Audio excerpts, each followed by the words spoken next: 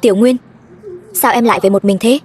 Người ta chê bai nhà chúng ta là người bán rau nghèo khổ, hủy rồi.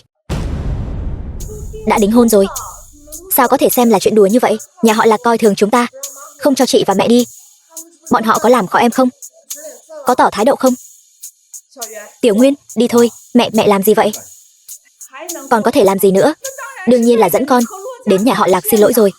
Con nói xem, mẹ khó khăn lắm mới dành dụm đủ tiền để tìm cho con một cô vợ. Con, sao con lại khiến người ta lo lắng thế hả? Chuyện gì cũng nhịn một chút là xong thôi mà. Con xem nhà hàng xóm bên cạnh kia, mới 28 tuổi mà người ta đã sắp có đứa thứ hai rồi. Con vẫn còn là một người đàn ông độc thân đấy. Mẹ, cả nhà họ Lạc đều là lũ sói mắt trắng, là kẻ hám lợi. Đến lúc đó, cho dù có kết hôn thì cuối cùng vẫn khiến mẹ chịu ấm ức thôi. Mẹ không sợ chịu ấm ức, chỉ cần có thể cưới được vợ cho con. Ấm ức lớn đến mấy mẹ cũng chịu được. Dù sao con cũng không đi. Con Nhiên ca, dù sao con cũng không còn nhỏ nữa. Con và em trai con cũng không có quan hệ huyết thống. Thật sự không được. Hai đứa kết hôn đi. Mẹ, con. Hỗn xược, cậu lại dám ức hiếp con gái tôi.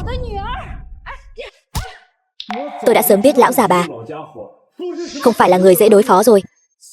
Tên khốn, tìm người ức hiếp con gái tôi vào ngày đại hỷ, bây giờ còn dám đánh tôi. Hôm nay tôi phải dạy dỗ thật tốt. Cái thứ có người sinh ra mà không có người dạy như cậu. Bà đúng là xấu xa y hệt. Con gái bà tự luyến lại còn vô lại. Sao bà không hỏi xem cô ta đã làm chuyện xấu xa gì sau lưng? Cậu còn dám mắng tôi. Con gái tôi hủy hôn với cậu. Đáng đời. Anh cũng không chịu tự nhìn lại mình xem có đức hạnh gì. Một lũ nhà quê chỉ biết trồng trọt bán rau các người, cũng không biết các người lấy đâu ra dũng khí mà dám đến cầu hôn Lạc gia tôi. Thật là xui xẻo. Ban đầu nhà các người vì 30 vạn tiền sính lễ mà bắt nhà tôi cầu hôn, bây giờ hủy hôn. Được thôi, trả lại tiền sính lễ cho tôi. Tiểu Nguyên, còn nói ít thôi. Bà thông gia, chuyện này chắc chắn có hiểu lầm. Bà đã đến rồi, vậy chúng ta nhân tiện bàn bạc một chút chuyện hôn sự của hai đứa trẻ. Bây giờ mọi chuyện đã thành ra thế này, hôn sự này còn cần phải bàn bạc nữa sao? Chúng ta không phải đều vì con cái sao? Bà thông gia có yêu cầu gì cứ việc nói ra. Cái tên bán rau hôi hám này muốn cưới con gái tôi. Được, sính lễ 3 triệu, không được thiếu một xu nào. 3 triệu, bà nằm mơ đi. Bà bán con gái bà đi, xem cô ta có đáng giá 3 triệu không. Bà thông gia, 3 triệu có phải là hơi nhiều quá không? Người ta cao nhất cũng chỉ 30 mấy vạn. Cũng không nhìn xem nhà các người có điều kiện gì. Có người chịu gả cho là may mắn lắm rồi, đều là nhờ tổ tiên tích đức đấy. Con gái tôi đẹp như tiên dáng trần, người theo đuổi nhiều vô kể, còn phải có xe cưới và nhà tân hôn nữa. Không thể nào để chị tôi ngủ ở cái sạp rau nát này được. Đúng vậy, cô con gái xinh đẹp do tôi chính tay nuôi lớn, đòi cậu 3 triệu vẫn còn là ít đấy. Xe và nhà chị sẽ giúp em trả tiền đặt cọc, em cứ yên tâm chị. Còn nữa, chi tiêu hàng ngày sau này của gia đình chúng tôi đều do anh gánh vác. Nhà chúng tôi chỉ có duy nhất một đứa con trai này thôi. Tiền sính lễ kết hôn sau này của em trai tôi anh cũng phải trả. Đúng vậy, chuyện này phải chịu trách nhiệm. Tôi cưới cô hay là cưới cả nhà cô đây? Chẳng lẽ tôi phải nuôi cả nhà các người sao? Đúng đó, có gì không hợp lý sao? Tôi có thể gả cho anh đã là hạ mình rồi. Sau này tiền sinh hoạt của mẹ tôi mỗi tháng 1 vạn. Xe và nhà sau khi em trai tôi kết hôn anh đều phải chịu trách nhiệm. Còn về phần tôi, yêu cầu không cao, toàn bộ tiền của anh phải đưa hết cho tôi. Cô đúng là tính toán giỏi thật đấy. Cô được dát vàng hay dát kim cương hả? Tôi thấy cô chẳng có chút tự biết mình nào cả, còn dám ở đây nói năng hoanh hoang. Đúng là đòi hỏi quá đáng. Đồ nhà quê này ăn nói kiểu gì thế hả? Nhà cậu, bố cậu qua đời sớm, mẹ cậu lại là người làm ruộng.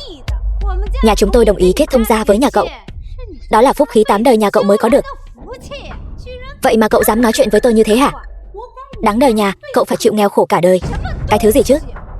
Nói thật cho anh biết nhé, Triệu công tử đã đồng ý ngày mai đưa cả nhà chúng tôi đi tham dự một buổi dạ tiệc thượng lưu.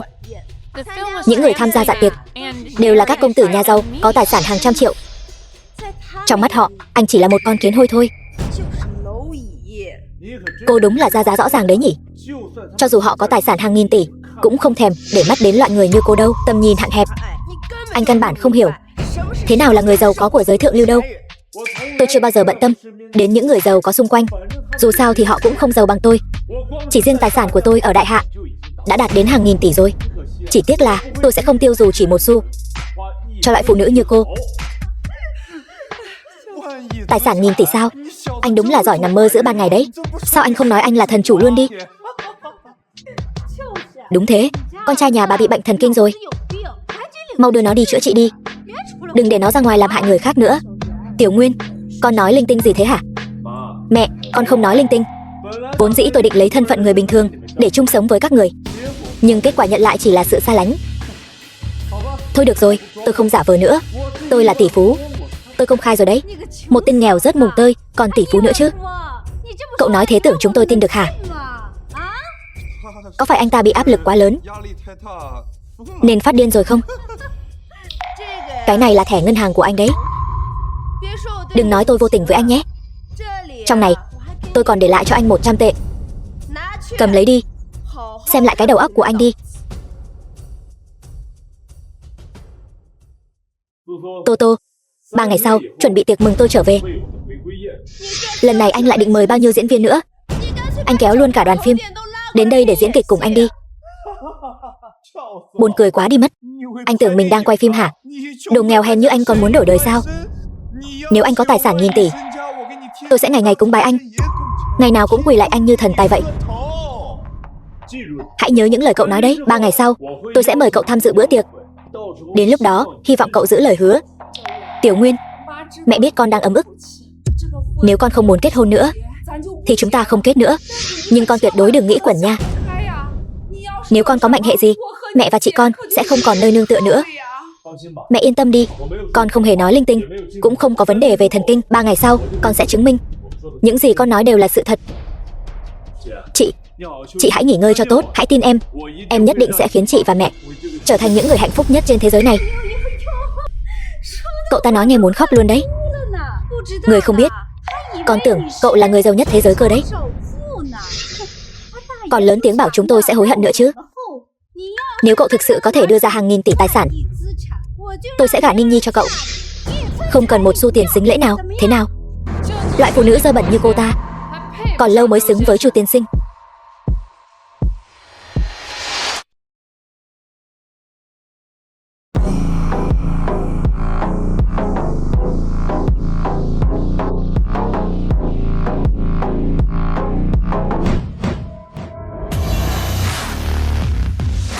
Đây đều là của hồi môn của tôi.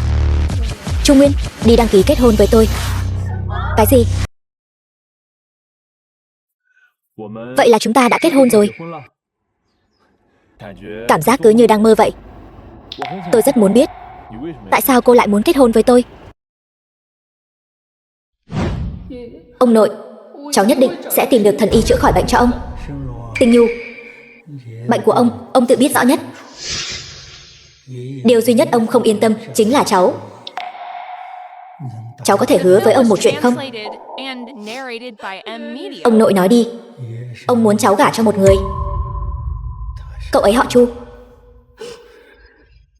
được cha mẹ nuôi của cậu ấy chăm sóc. Trên cổ đeo một miếng ngọc bội thanh long.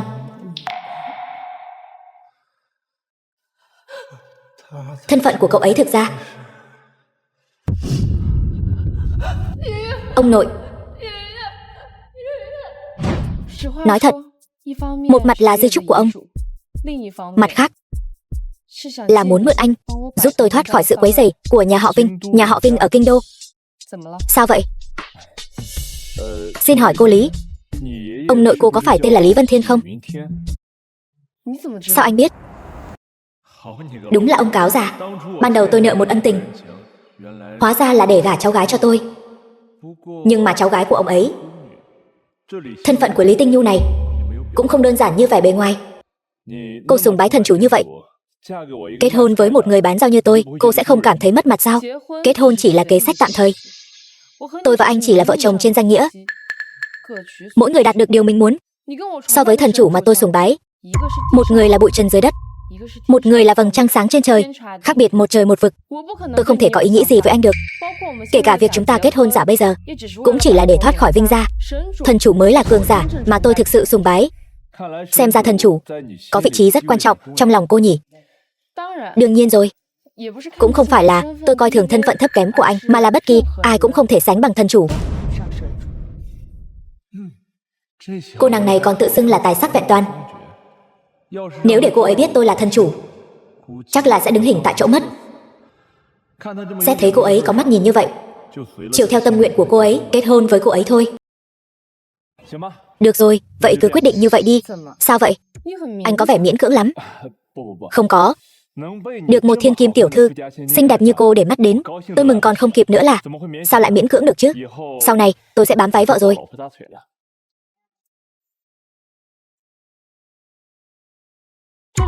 Đây là nhà tân hôn của chúng ta sau này. Sau này anh cứ ở đây đi. Nhà tân hôn của chúng ta. Anh tự mình ở đi. Bỏ ngay ý nghĩ đó của anh đi, nếu không anh sẽ phải hối hận đấy. Đây là thư mời của thương hội nghìn tỷ. Tối nay anh sửa soạn lại rồi hãy đi. Tôi sẽ đưa anh đi tích lũy một số mối quan hệ, được tối gặp. Mặc dù chỉ là đám cưới hình thức, nhưng lễ vật tôi vẫn phải chuẩn bị cho cô một phần.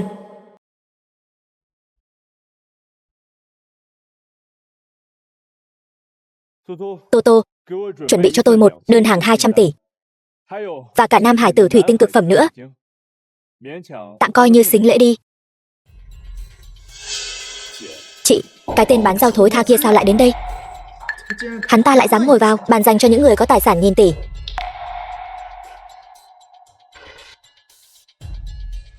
Tiểu Nguyên, chỗ này thật sự có thể ngồi được sao? Sao chị cảm thấy mọi người đều đang nhìn chằm chằm vào chúng ta vậy? Đúng vậy. Đây là lần đầu tiên chúng ta đến một nơi cao cấp như thế này. Tuyệt đối đừng gây ra rắc rối gì. Nếu không được thì chúng ta đổi chỗ khác đi. Mẹ nhìn chỗ góc kia kìa, cũng khá tốt đấy. Mẹ yên tâm đi. Có con ở đây, vị trí ở đây, không có chỗ nào mà chúng ta không thể ngồi được.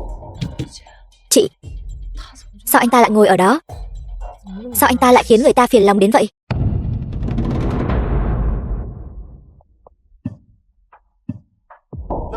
Cái tên nhà quê này từ đâu ra vậy? Vị trí này cũng là chỗ cậu có thể ngồi sao? Có gì mà không ngồi được?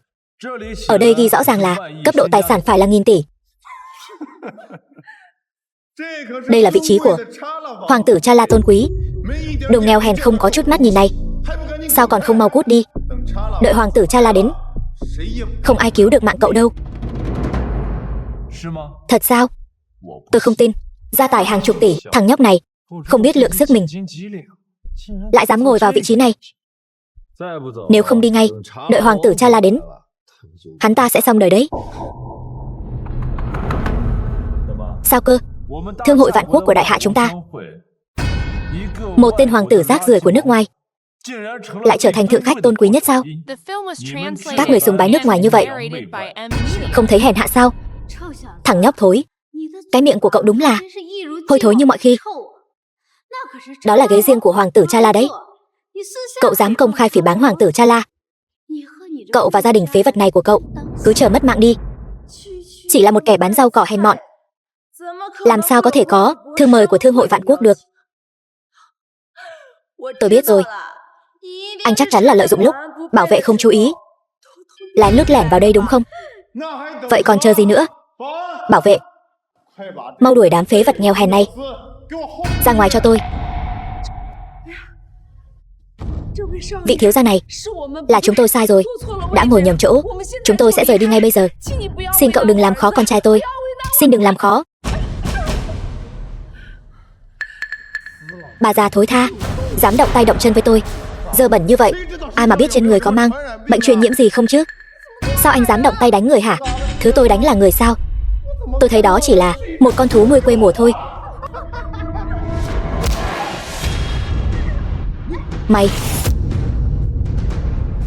Mày dám đánh tao? Xã hội pháp trị, tôi đánh một con chó cắn người, có vấn đề gì sao? Mày, tên bán rau thối tha, lén lút lẻn vào hiệp hội thương mại, lại còn dám đánh Triệu công tử, có tài sản hàng chục tỷ sao, là không muốn sống nữa hả?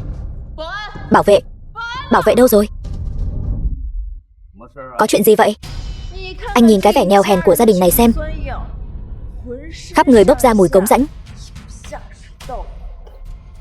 làm gì có dáng vẻ của người có thư mời chứ. Vị tiên sinh này, xin hãy xuất trình thư mời của cậu, nếu không tôi sẽ mời cậu ra ngoài. Nếu biết điều thì mau tự mình cút ra ngoài đi, nếu không lát nữa bị ném ra ngoài sẽ mất mặt lắm đấy. Các người tự nhìn xem, đây là cái gì? Giả thôi mà. Thư mời của vị tiên sinh này là thật. Tiên sinh, mời cậu ngồi. Cái này lại là thật sao? Tên nhà quê này làm sao có thể có thư mời được chứ?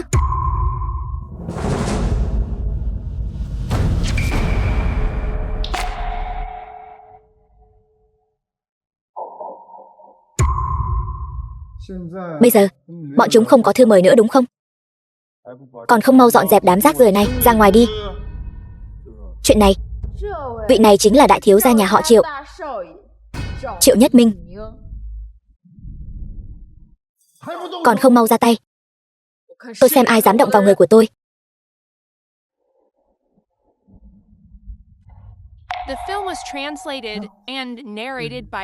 Chào Lý Tổng, tôi bảo các anh làm công tác an ninh, chứ không phải làm chó cho nhà họ Triệu. Lý Tổng, chúng tôi biết lỗi rồi. Còn không mau xin lỗi Chu tiên sinh. Chu tiên sinh sao? Chu tiên sinh, là do chúng tôi mắt kém không nhận ra Thái Sơn, xin cậu tha thứ. Tôi vẫn thích cái vẻ ngông nghênh bất khuất vừa rồi của anh. Xin anh khôi phục lại vẻ đó rồi hãy rời đi.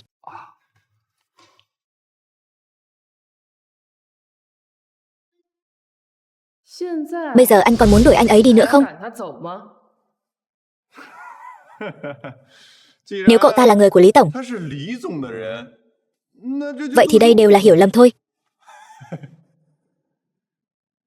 Cô gái này không phải là diễn viên Trung Nguyên mời đến sao? Chẳng lẽ cô ta thực sự là thiên kim nhà giàu? Triệu thiếu, cô ấy là ai vậy? Cô ấy chính là đại tiểu thư của Lý Gia Tinh Hải, Lý Tinh Nhu, cũng là chủ tịch của tập đoàn Lý Thị, tài sản hàng nghìn tỷ, nắm giữ thực quyền. Tất cả các công tử nhà giàu của đại hạ đều muốn theo đuổi cô ấy. Vậy Triệu thiếu, cô ấy đã kết hôn chưa? Hay là đã có bạn trai chưa? Sao có thể chứ? Lý Tinh Nhu nổi tiếng là ngoài mềm trong cứng, chưa bao giờ để đàn ông vào mắt. Hiện tại người đàn ông lọt vào mắt cô ấy căn bản là không có. Tuy nhiên, lát nữa hoàng tử Chala sẽ đến tham dự hội nghị, có thể chinh phục cô ấy. Biết ngay mà, cái tên nghèo kiết xác này không thể nào bay lên cành cây hóa thành phượng hoàng được. Đổi chỗ khác đi, vị trí này là chỗ dành riêng cho hoàng tử Chala. Chẳng lẽ cô cũng nghĩ cái tên hoàng tử khốn kiếp đó còn cao quý hơn các thương hội lớn của đại hạ sao? Anh không hiểu đâu, thương trường như chiến trường, kết giao một người bạn so với việc đắc tội một kẻ thù sẽ mang lại nhiều lợi ích hơn. Nhưng tôi lại nghĩ, muốn có lợi ích thì phải khiến bản thân có giá trị, người khác mới không khinh thường mình. Đây cũng là khí phách mà đại hạ chúng ta không thể thiếu. Chị, em thấy anh ấy nói đúng đấy.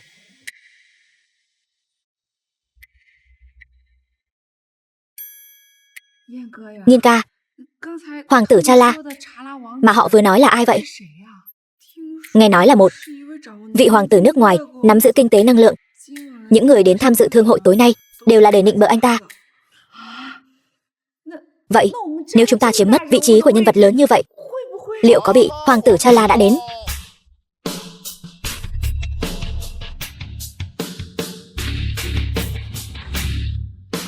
Tiểu Nguyên, chúng ta phải làm sao đây?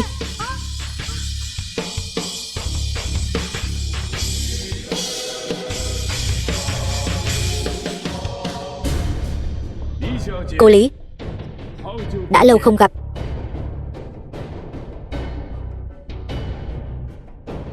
Nào, chư vị, mời. Xin lỗi vì đã để các vị chờ lâu. Xin mời ngồi. Kính thưa hoàng tử Chala đáng kính, cái tên bán rau hôi hám thân phận thấp kém này làm sao xứng ngồi cùng bàn với ngài được. Xin cho phép tôi đuổi hắn ra ngoài, kẻo làm bẩn mắt ngài. Anh nói gì? Không cần phải chấp nhặt với loại tay sai chó săn này làm gì. Không sao, đất nước phương Tây chúng tôi đề cao sự bình đẳng giữa mọi người. Nếu vị tiên sinh này muốn ngồi ở đây thì cứ để cậu ta ngồi đi. Quả không hổ danh là hoàng tử Cha La. Phong thái quý ông này mới chính là tác phong quý tộc chân chính. Đúng vậy, thảo nào lại dành riêng cho hoàng tử Cha La một chỗ ngồi đặc biệt. Xem ra mọi người đều công nhận ngài từ tận đáy lòng. Mấy người này đúng là giỏi nịnh hót. Sao vậy? Chẳng lẽ cô không thấy vị hoàng tử Cha La này là một quý ông rất tao nhã sao? Chẳng tao nhã chút nào. Mấy người phương Tây này tự cho mình là văn minh, bề ngoài là quý ông, nhưng nội tâm đều dơ bẩn. Tên Cha La này giả tạo lắm. Đừng tưởng hắn không để tâm việc anh ngồi ở đây. Nói không chừng trong lòng hắn đã tính toán xong làm thế nào để tính kế anh rồi.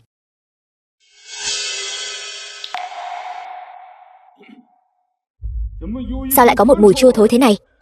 Người đâu tới đây khử trùng cho tôi.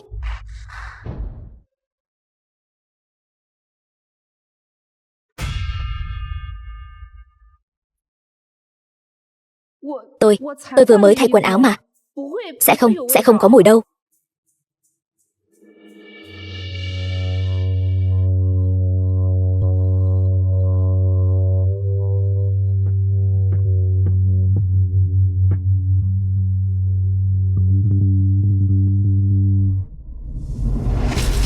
Hoàng tử Cha La, đây là phong độ của ngài sao?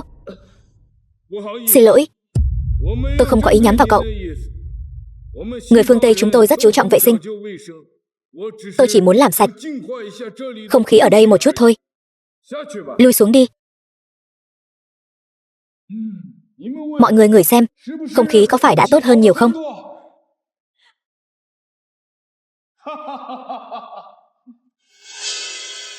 Cứ tưởng giới thượng lưu này là nơi ai muốn đến thì đến sao?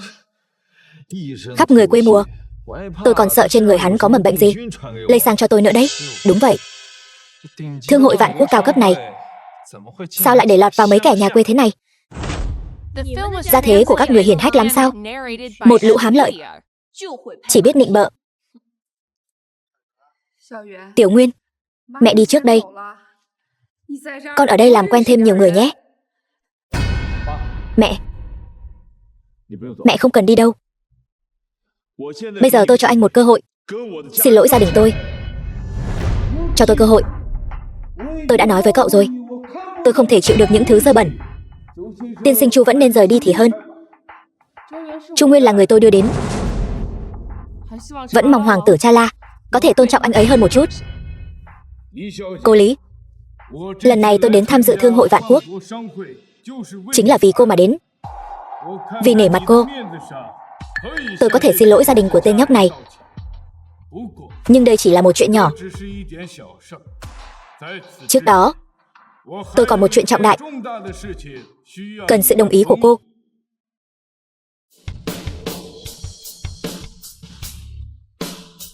Hoàng tử Cha La cầu hôn tiểu thư Lý Tinh Nhu, đặc biệt gửi tặng sính lễ một bản hợp đồng trị giá hàng chục tỷ, 30 viên kim cương hồng Nam Phi, thiệp mời bạch kim, tiệc trở về của thân chủ, đơn hàng hàng chục tỷ. Lý gia này vốn dĩ đã là tứ đại gia tộc Tinh Hải, lại có thêm sự ủng hộ của hoàng tử Cha La. Chẳng phải điều này sẽ khiến Tinh Hải có một siêu hào môn duy nhất sao? Kim cương hồng Nam Phi, mỗi viên đều có giá trị không nhỏ. Đây mới thực sự là có giá mà không có thị trường. Thân chủ sắp trở về rồi, hoàng tử Cha La lại tặng một tấm thiệp mời bạch kim. Yến tiệc thần chủ trở về. Lý tiểu thư, cô có hài lòng với những sính lễ này không? Hợp đồng hàng chục tỷ giúp Lý gia lên đến đỉnh cao hơn. Kim cương hồng Nam Phi tuy hiếm có, nhưng đối với tôi chỉ là đồ chơi. Thiệp mời bạch kim dự yến tiệc thần chủ trở về có thể khiến Lý gia thực sự thoát khỏi giới hào môn thế tục. Lý tiểu thư, tất cả những thứ này của tôi đều do tôi tự tay dâng lên cho cô. Thảo nào cô ấy lại coi trọng sự xuất hiện của tên ngoại quốc này đến vậy. Xem ra cũng có chút gì đó. Tuy nhiên, dám ngay trước mặt tôi cầu hôn vợ tôi đã biết hoàng tử Cha La mới là quý tộc chân chính. Chỉ có người có khí phách và tài lực như thế này mới có thể chinh phục được Lý Tinh Nhu. Triệu thiếu, thật ra hôm đó tôi thấy Lý tổng với tên họ Chu kia, mặc dù sính lễ của hoàng tử rất có thành ý, nhưng xin lỗi, tôi đã kết hôn rồi. Lý Tinh Nhu kết hôn rồi? Chuyện từ khi nào vậy? Lý tiểu thư từ chối tôi cũng không cần phải tìm một lý do tồi tệ như vậy. Ai cũng biết Lý tiểu thư là viên ngọc quý trên tay Lý gia, tài hoa và sắc đẹp song toàn. Người có thể xứng đôi với cô chỉ có tôi. Gọi anh một tiếng hoàng tử, anh thật sự nghĩ mình ghê gớm lắm sao? Dám ngay trước mặt tôi cầu hôn vợ của tôi. Tôi thấy anh là đang muốn ăn đòn rồi. Cái gì? Thằng nhóc này lại là chồng của Lý Tinh Nhu. Nghiên ca, Tiểu Nguyên của chúng ta kết hôn từ khi nào vậy? Con không biết. Chúng ta đã nói rõ là không can thiệp vào cuộc sống của nhau mà, anh quên rồi sao? Hắn ta cướp người trắng trợn như vậy. Nếu tôi không dạy dỗ hắn một trận thì vợ tôi sẽ bị người khác cướp đi mất. Đúng là ếch ngồi đáy giếng.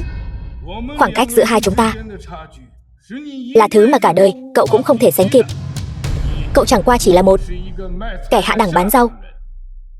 Tôi khuyên cậu sớm tránh xa Tinh Nhu tiểu thư ra, bằng không kết cục của cậu sẽ rất thảm khốc. Nếu tôi không thì sao? Chu Nguyên, anh chỉ là một tên bán rau hôi thối. Số tiền cả nhà anh kiếm được cả đời cũng không bằng tiền một bộ quần áo của hoàng tử Cha La. Anh đó chính là cóc ghẻ mà đòi ăn thịt thiên nga, còn dám tranh giành phụ nữ với hoàng tử Cha La sao? Các người một kẻ làm ruộng, một kẻ bán rau, một kẻ thậm chí còn không biết nói chuyện. Một gia đình thấp hèn như thế này mà cũng xứng tranh giành với hoàng tử Cha La. Người có thân phận tôn quý sao? Thật là buồn cười quá đi mất. Lũ hèn nhát, xung ngoại nịnh tây các người. Tên hoàng tử Cha La khốn kiếp này là cha các người hả? Mà khiến các người phải vội vàng quỳ xuống liếm láp như vậy, thật là mất mặt người đại hạ chúng ta. Hy vọng lát nữa các người đừng hối hận. Cho cô 10 giây. Mang lễ vật vào đây cho tôi.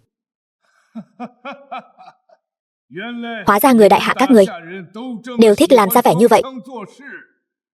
Chẳng lẽ đây chính là mất mạng vì sĩ diện mà các người nói sao?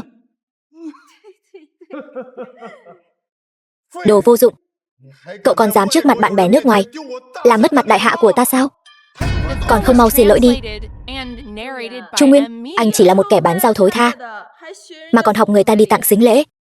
Anh định mang chiếc xe rách nát kia đến đây, hay là định chở một xe dưa chuột và cà chua đến đây vậy?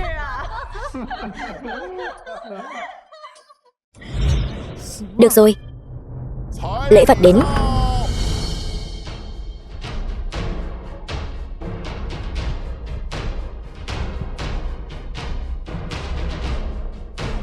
Tặng thiệp mời chí tôn. Tiệc mừng thần chủ trở về. Tặng một bản hợp đồng trị giá 100 tỷ. Tặng một khối thạch anh tím Nam Hải. Tất cả những thứ này là anh tặng sao? Cái tên nhóc thối tha này lấy đâu ra nhiều sính lễ như vậy chứ? Thiệp mời chí tôn, cái này đáng giá cả chục tỷ đấy. Còn có hợp đồng 100 tỷ. Thạch anh tím Nam Hải. Một khối thạch anh tím cực phẩm lớn như vậy, nếu nó rơi vào tay tôi 10 đời, không, tôi 100 đời cũng không tiêu hết. Chị, hay là chị lại quyến rũ tên Trung Nguyên kia đi. Hạnh phúc của em trông cậy vào chị đấy. Không thể nào. Hắn ta là người như thế nào chúng ta đều rõ. Hắn ta chỉ là một kẻ bán rau, không thể nào có số tiền này để tặng những thứ này được. Lạc Ninh nói đúng. Nhìn cách ăn mặc của bọn họ chính là nông dân chính gốc. Khí chất là thứ không thể giả vờ được. Nghiên ca, Tiểu Nguyên nhà chúng ta đã giàu có từ khi nào vậy? Mẹ, xem ra Tiểu Nguyên trước đây không lừa chúng ta. Hoàng tử Cha La, bây giờ tôi có thể so sánh với anh được chưa? Hoàng tử Cha La, ngọn gió nào đã đưa ngài đến đây vậy? Tôi đến thương hội vạn quốc của đại hạ các người để làm khách, nhưng lại bị mấy con bọ hôi thối này sỉ nhục. Đây chính là đạo đại khách của đại hạ các người sao? Tôi khinh, rõ ràng là anh muốn so tài lực với anh rể của tôi, bây giờ không so được thì bắt đầu dùng đạo đức để ràng buộc sao? Thật là giả tạo, tiểu nha đầu nhà họ Lý vẫn sắc sảo như vậy. Hoàng tử Cha La là tỷ phú hàng đầu thế giới, chẳng lẽ còn có ai giàu có hơn ngài ấy sao? Sính lễ này chẳng phải là do anh rể tôi bảo người mang đến sao? Chàng trai trẻ này nhìn qua là biết ngay một người bình thường, người có thể điều động các thương hội lớn của đại hạ, chắc chắn là hoàng tử Cha La này rồi. Đương nhiên không phải, đây là do hoàng tử Cha La bảo tôi mang đến. Đới đại nhân, sính lễ này thật sự không phải do tên nhóc này mang đến sao? Người này nhìn qua liền biết ngay là một kẻ nghèo hèn, làm sao có thể mang đến sính lễ giá trên trời này được? Đúng vậy, làm sao có người có tài sản hùng hậu hơn cả hoàng tử Cha La, trừ phi là thần chủ đích thân đến. Tôi thấy tên nhóc này thật sự làm mất mặt người đại hạ chúng ta. Các vị, những món sính lễ này là do tôi gửi bù. Tài năng và sắc đẹp của cô Lý xứng đáng với hợp đồng 100 tỷ này. Đây thực sự là do anh gửi bù sao? Bọn ngoại quốc các người thật sự là vô liêm sỉ, cầm đồ của người khác nói là của mình. Còn có anh nữa, sùng ngoại nịnh Tây, quỳ lại một tên ngoại quốc. Anh quên mất mình là giống gì rồi sao? Anh không sợ đắc tội với người mà anh không thể chọc vào sao?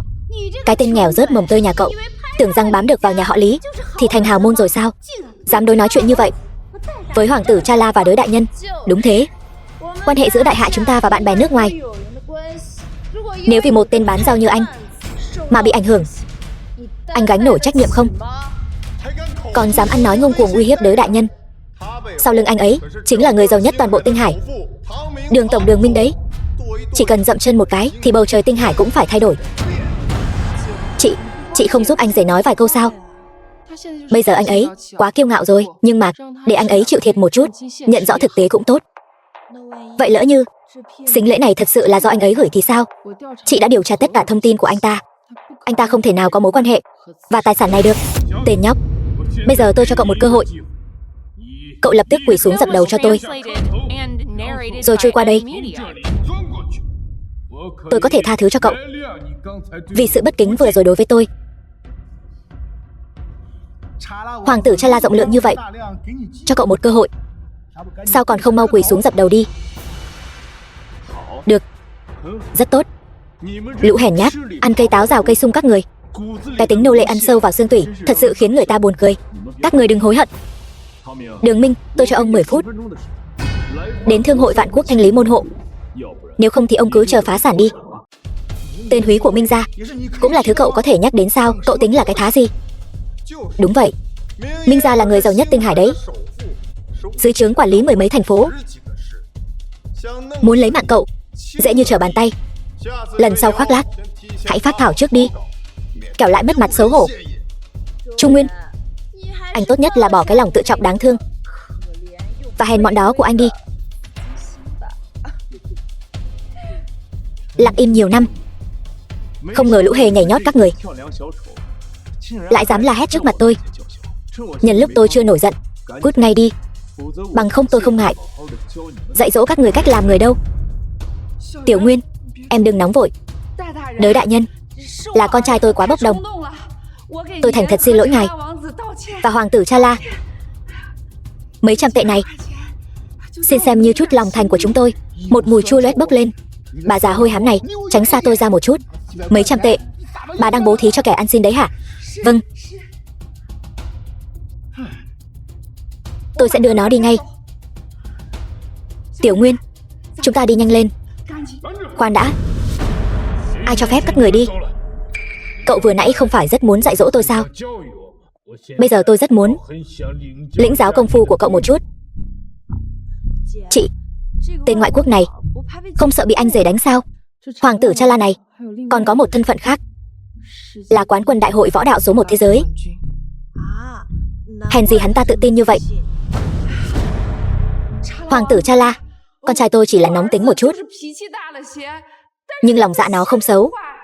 Tôi vừa nãy đã dạy dỗ nó rồi, còn cầu xin ngài tha cho nó một lần. Tha cho nó một lần. Người trưởng thành phạm lỗi thì phải gánh chịu hậu quả. Con trai bà không phải nói muốn gọi Minh gia đến thanh lý môn hộ sao? Bây giờ tôi đang ở đây, bảo hắn gọi người đến thanh lý tôi đi. Đại nhân, con trai tôi chỉ là nói đùa thôi, xin ngài tha cho nó một lần. Ngài tuyệt đối đừng coi là thật. Hoàng tử Cha La động thủ với loại nghèo hèn này chỉ khiến ngài mất mặt thôi. Tôi sẽ để thuộc hạ xử lý. Người đâu? Đánh phế đôi chân của tên nghèo hèn này đi. Đừng mà. Thủ phú Tinh Hải, Đường tổng đến.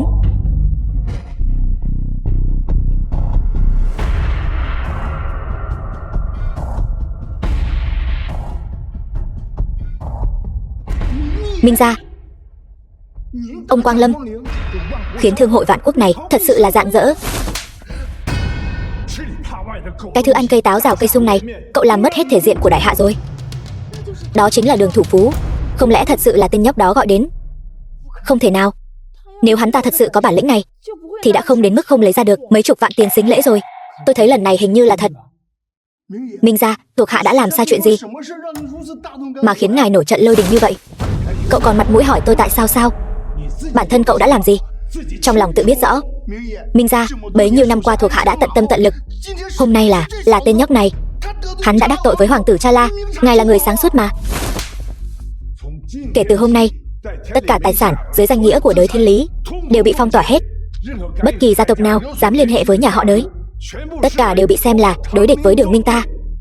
Còn nữa, người trong giới kinh doanh tuyệt đối không được phép viện trợ.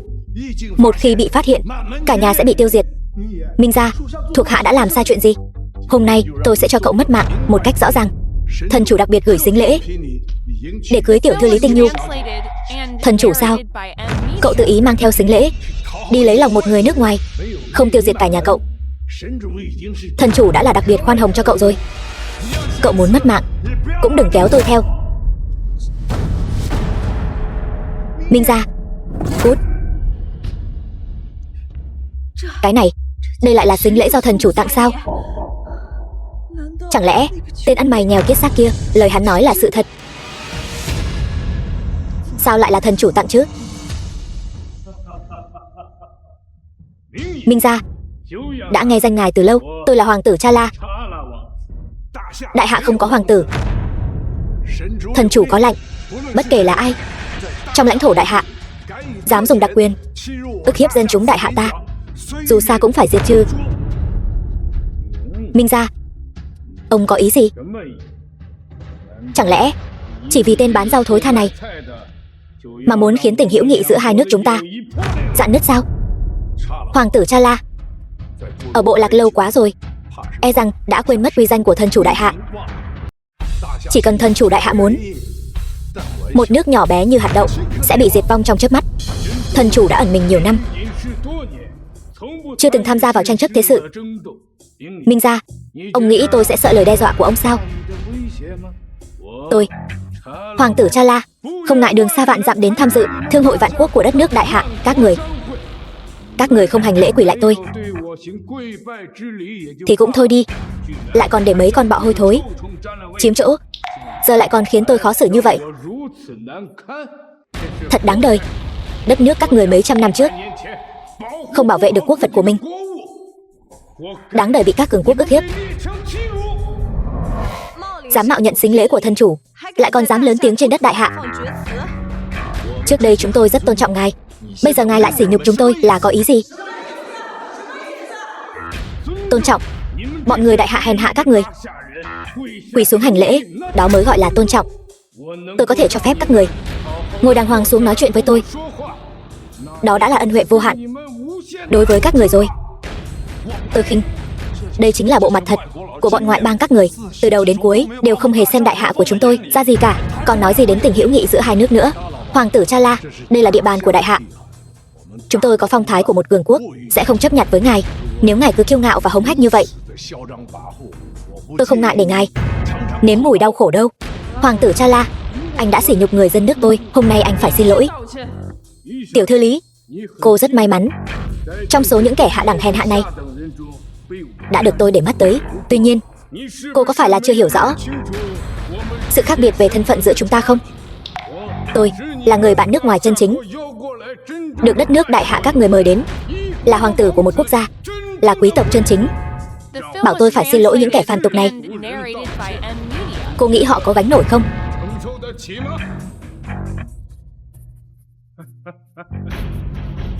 Các người chẳng phải rất tự hào về võ thuật của đất nước mình sao? Tôi cho các người một cơ hội. Đánh bại tôi đi, tôi sẽ xin lỗi. Nếu thua, sau này các người nhìn thấy những quý tộc như chúng tôi phải quỳ xuống hành lễ.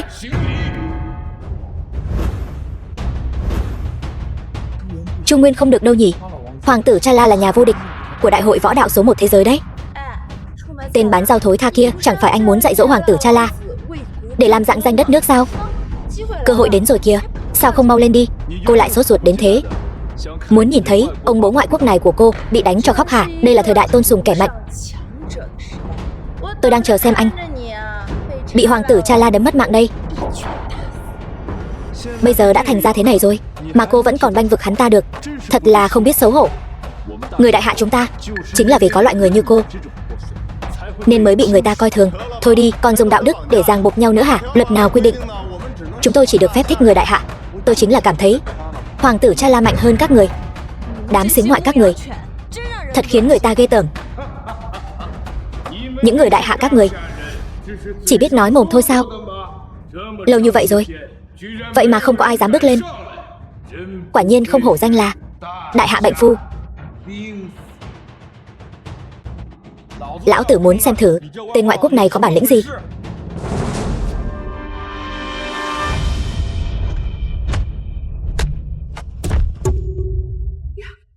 Chỉ thế này thôi sao? Lên đài. Vâng. Chị, vệ sĩ của Minh gia chắc hẳn đều là cao thủ nhỉ? Nếu ở Tinh Hải, e rằng không một ai có thể đánh bại anh ta.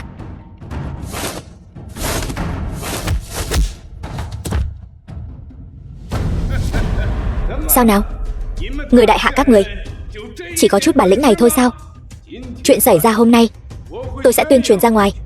Đến lúc đó cả thế giới sẽ biết người đại hạ các người là một lũ giống nọ yếu ớt tàn tật.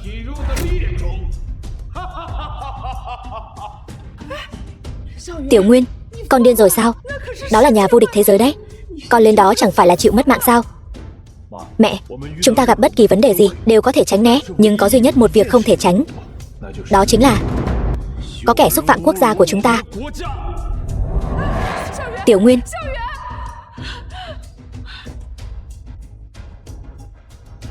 quyền cước vô tình, chúng ta vẫn nên.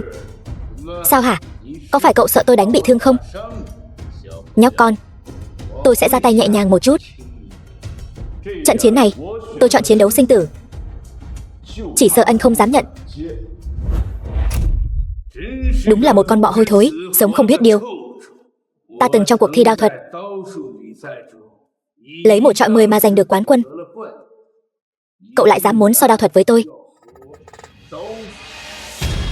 Đại hạ rộng lớn của tôi là đất nước của lễ nghĩa. Xưa nay lấy đức để phục người. Năm đó những kẻ xâm lược các người bày binh bố trận trước cửa quốc gia. Người là dao thớt, ta là cá thịt, chỉ có thể trơ mắt nhìn các người đốt phá cướp bóc. Nhưng giờ đây đại hạ của ta đã quật khởi. Nếu những kẻ ma nhĩ các người vẫn ôm giữ tư tưởng của mấy trăm năm trước để đối phó với đại hạ, vậy tôi chỉ có thể nói với anh một câu: kẻ nào xâm phạm đại hạ ta, dù xa cũng phải diệt. Không ngờ anh ấy lại có khí phách như vậy. Các người cũng chỉ nói suông mà thôi. Thực sự đến lúc quyết chiến lại vẫn là cái lối trung dung, dĩ hòa vi quý ấy. Đây là thế giới kẻ mạnh ăn thịt kẻ yếu. Tôi sẽ cho cậu thấy khoảng cách giữa chúng ta, khoảng cách giữa hai quốc gia chúng ta. Cẩn thận.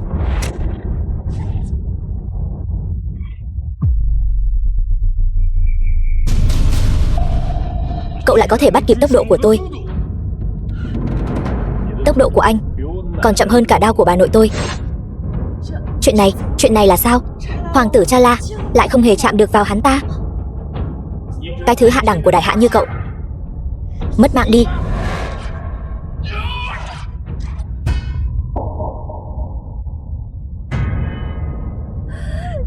Anh rể, đánh mất mạng tên ngoại quốc này đi. Cố lên. Đánh mất mạng hắn. Đúng vậy, xử lý tên ngoại quốc này đi. Dám sỉ nhục đại hạ ta, đánh mất mạng hắn ta đi, đánh mất mạng hắn.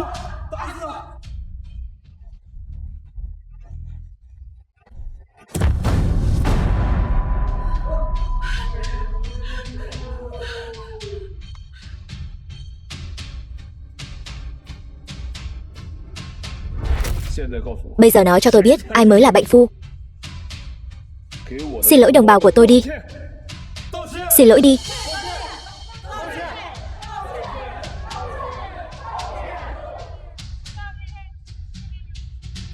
Anh rể làm tốt lắm. Tên ngoại quốc nhà anh dám cười nhạo chúng tôi, bây giờ lập tức quỳ xuống xin lỗi chúng tôi. Thằng nhóc này điên rồi sao? Đây là hoàng tử Chala đấy. Đắc tội với hắn ta, sau này đại hạ muốn hợp tác với hắn ta chắc chắn sẽ khó khăn. Người trẻ tuổi quá hiếu thắng, sớm muộn gì cũng sẽ bị xã hội dạy dỗ thôi. Các người đều bị người khác sỉ nhục ngay trước mặt, mà vẫn tiếp tục bợ đỡ tên ngoại quốc này.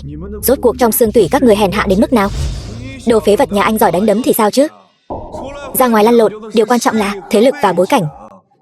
Một tên nghèo kiết xác chỉ biết dùng sức mạnh thô bạo. Anh có biết đắc tội với hoàng tử Chala sẽ có hậu quả gì không? Đúng vậy, hoàng tử Chala là người Ma Nhĩ, là quý tộc. Anh không có quyền đối xử với ngài ấy như vậy. Người Ma Nhĩ thì sao? Đây là đại hạ. Dù sao thì anh cũng không thể đối xử với ngài ấy như thế. Nếu không, tôi sẽ phơi bày anh lên mạng, để tất cả mọi người đều thấy cái tên đàn ông tồi tệ nhà anh. Tôi nói cái tên ngoại quốc này đã cho cô lợi ích gì mà khiến cô phải bảo vệ hắn ta như vậy, chỉ vì ngài ấy là quý tộc, còn anh là kẻ ở tầng lớp thấp kém. Người ta chỉ cần nhúc nhích ngón tay là có thể có vài tỷ dòng tiền rồi. Anh làm được không? Cô, thân là con dân đại hạ, sùng ngoại nịnh Tây, không hề có chút tự tôn nào, lại đi làm chó săn hán gian cho người nước ngoài, thật đáng xấu hổ. Vợ tôi trông có vẻ hiền lành, hóa ra cũng cứng rắn như vậy. Biểu hiện hôm nay của anh quả thực nằm ngoài dự đoán của tôi, nhưng anh phải biết giữ chừng mực, đừng để bản thân rơi vào tình cảnh khó khăn. Tôi biết rồi. Nhìn bộ dạng của anh mềm yếu như một con sâu bọ. Chuyện quỳ xuống xin lỗi hãy để dành cho lần gặp mặt sau đi. 3 ngày sau là tiệc trở về của thân chủ. Tôi sẽ bẩm báo với thần chủ tại buổi tiệc trở về về những hành động hôm nay của cậu. Các người cứ chờ bị thanh toán đi.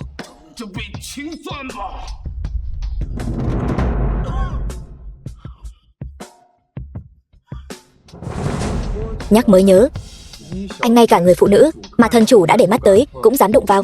Anh đúng là trên mạng mình dài quá rồi. Đồ nghèo kiết xác, đừng tưởng anh bám được Lý Tổng là có thể đổi đời. Người ta bây giờ đã được thần chủ yêu ái rồi, chắc chắn sẽ ly hôn với anh, rồi lao vào vòng tay của thần chủ thôi.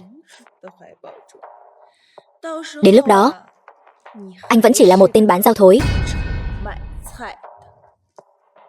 Biết đâu người ta sẽ yêu tên bán rau thối như tôi thì sao? Anh nghĩ điều đó có thể sao? Tôi đã nói rồi mà, cả cái gia đình này chỉ là lũ nhà quê trồng trọt bán rau thôi. Cái tên Trung Nguyên này đúng là một tên thần kinh thích nói khoác.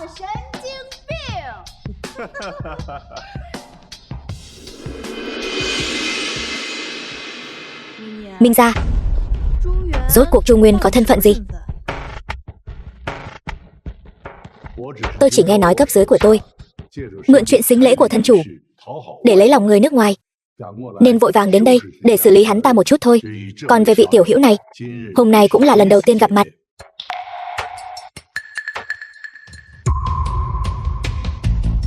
Tối nay mỗi người một cái giò heo, một chai bia, được không? Được. Kêu đại ca của các người ra đây, tôi muốn nói chuyện với hắn về chuyện dự án Bích Thủy Loan.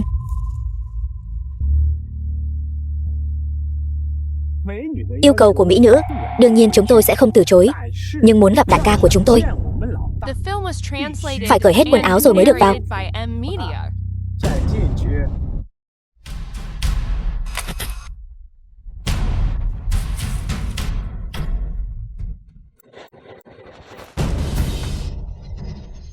Các người Có một câu nói thế này: công phu có giỏi đến mấy, một viên gạch cũng đập ngã. Các người có biết tôi là ai không? Dám đụng vào tôi thì các người đều phải mất mạng. Bọn tôi lăn lộn ở đây, cái gì mà chưa từng thấy qua. Cái thiếu chính là tiền và mỹ nữ.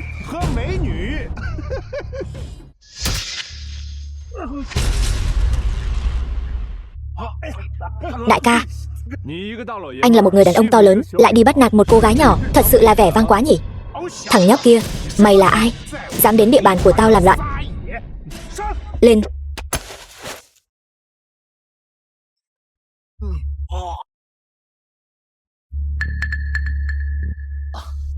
Nói cho tôi biết, Hắc Long ở đâu? Đại ca, tôi đưa anh đi.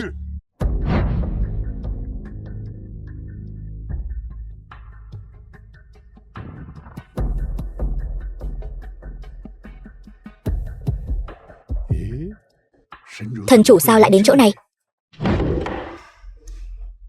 Tôi làm đấy. Hắc Long, quyền khai thác dự án Bích Thủy Loan đang nằm trong tay anh, đúng không? Hóa ra là Lâm tiểu thư của tập đoàn Lâm Thị đây mà. Đã hạ cố ghé thăm. Có việc gì quan trọng vậy? Tôi nghe nói Lý Tinh Nhu đã ra giá cho anh 100 triệu. Để đảm bảo dự án Bích Thủy Loan diễn ra suôn sẻ, tôi có thể đưa cho anh 200 triệu. Dự án này tôi muốn lấy.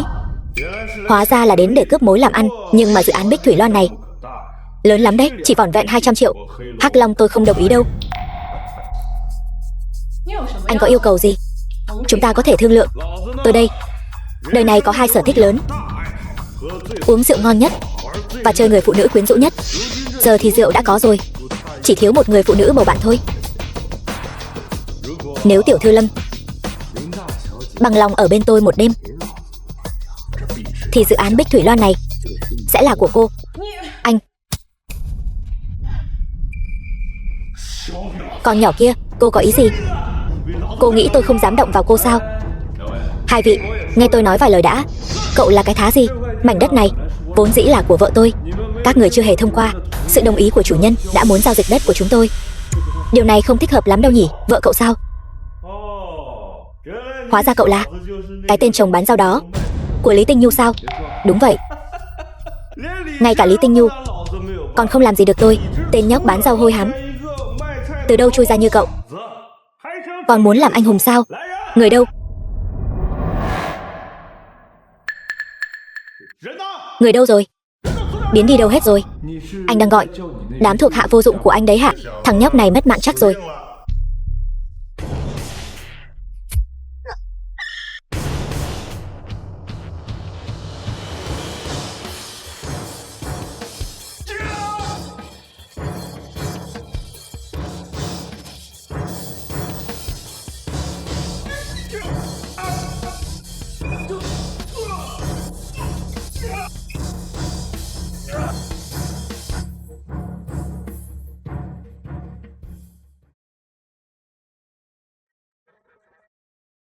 Chỉ có chút bản lĩnh này mà cũng dám nói là rắn rết ở Tinh Hải.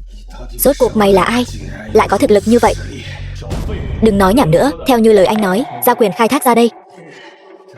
Thằng nhóc, mày giỏi đánh nhau thì có ích gì? Lão tử có chỗ dựa vững chắc, mày không chọc vào được đâu. Ý của anh là không định giao quyền khai thác ra sao? Tao khinh.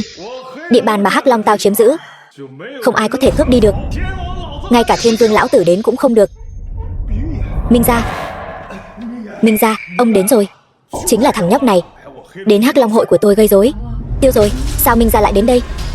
Ông ấy không phải là người mà chúng ta có thể chọc vào. Lát nữa anh đi trước đi, nhờ vào thể diện của gia tộc, Minh Gia sẽ không làm khó tiểu bối như tôi. Thằng nhóc, chỗ dựa của lão tử đã đến rồi.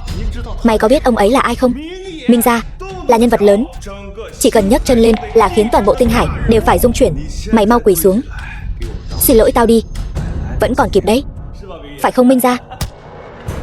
Hắc Long bây giờ càng ngày càng không coi tôi ra gì nữa rồi. Ai cho cậu cái gan dám cướp địa bàn của Lý Tinh Nhu? Sao Minh Gia lại giúp Lý Tinh Nhu? Chẳng lẽ là vì anh ta sao? Đứng ngây ra đó làm gì? Mau chóng xin lỗi Chu tiên sinh đi. Minh Gia, ông nhầm rồi chăng? Hắn ta chỉ là một tên phế vật ở rể bán rau thôi mà. Cậu dám nói thêm một câu nữa, tôi sẽ khiến toàn bộ Hắc Long hội của cậu chôn cùng nhau đấy. Minh Gia, hắn ít nói lại, làm việc nhiều hơn, phục vụ Chu tiên sinh cho tốt, nếu không tôi sẽ hỏi tội cậu đấy. Vâng. Chu tiên sinh, tôi xin phép cáo từ trước.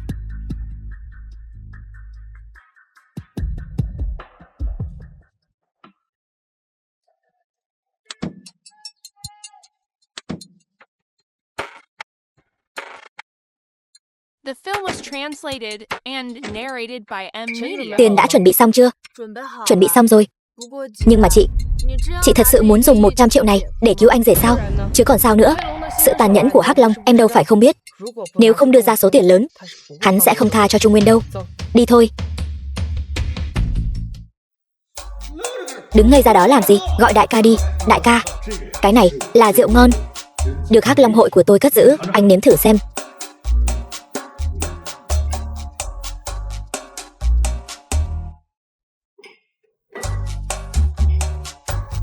Sao anh ta lại ở cùng Lâm Thanh Duẫn?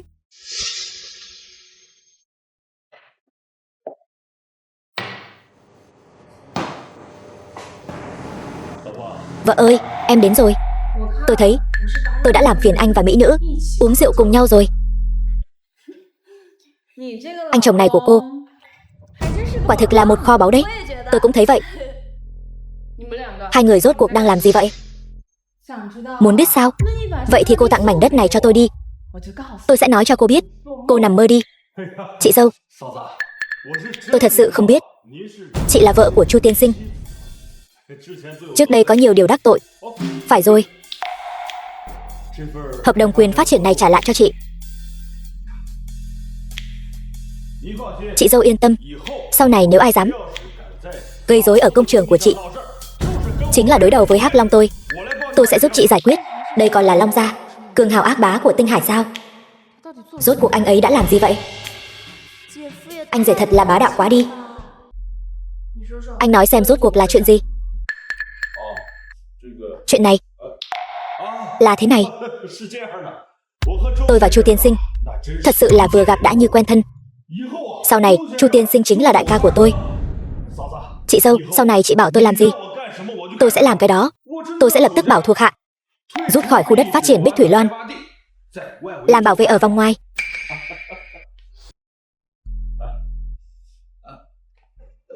Hay là mọi người cứ nói chuyện đi. Đơn giản như vậy đã lấy lại được dự án rồi sao? Đúng vậy. Xem ra tôi vẫn đánh giá thấp khả năng đàm phán của anh rồi. Cô cười cái gì? Tôi cười cô vừa ngây thơ lại vừa đáng yêu. Lao cho bản thân cô đi. Dự án đã lấy lại được rồi. Vậy từ hôm nay anh chính là phó tổng của tập đoàn Lý Thị. Vậy chuyện gặp gia đình anh ngày mai? Ngày mai không được. Tại sao? Trung Nguyên, anh đừng để bị người phụ nữ này lừa gạt. Cô ta kết hôn chớp nhoáng với anh là vì buổi tiệc thọ ngày mai. Lấy anh làm lá chắn đấy. Hay là thế này đi, anh đến công ty chúng tôi làm phó tổng, tôi sẽ trả cho anh 100 triệu tệ mỗi năm. Lúc rảnh rỗi chúng ta còn có thể bồi dưỡng tình cảm. Anh thấy sao?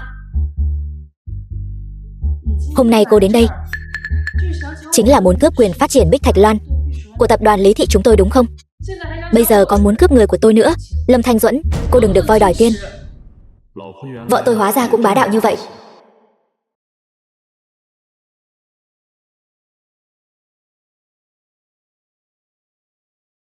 Trung Nguyên, mai là họp lớp, cậu nhớ đến đấy.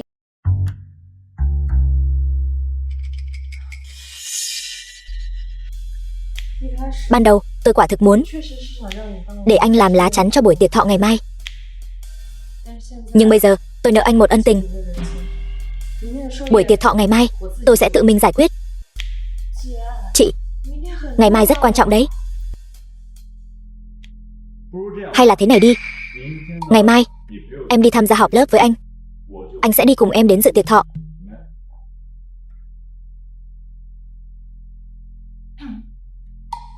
Vậy đợi tôi xem lại lịch trình ngày mai đã.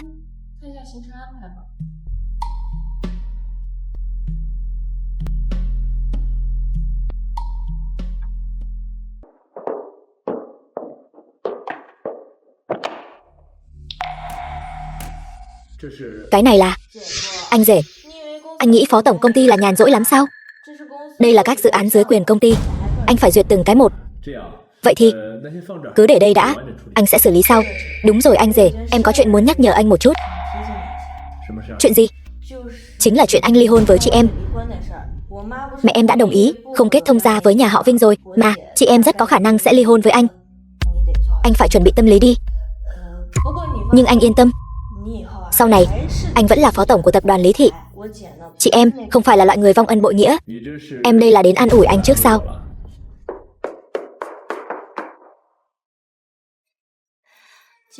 Anh rể, em thấy anh thật sự là người rất tốt. Ngoại trừ chị Thanh Duẫn ra, những người khác đều không có mắt nhìn. Hai người mau đi theo tôi.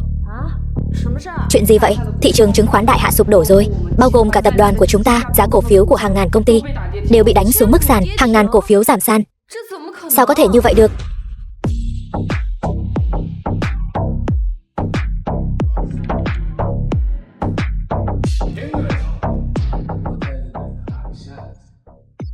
Hoàng tử Cha La, sao lại đến thương hội đại hạ của chúng tôi? Lý tổng, cuối cùng cô cũng đến rồi. Hiện tại chỉ có cô và Lâm tổng có lượng tiền mặt dồi dào nhất. Lần này đại hạ chúng ta có thoát khỏi vòng vây hay không đều trông cậy vào hai cô hết đấy.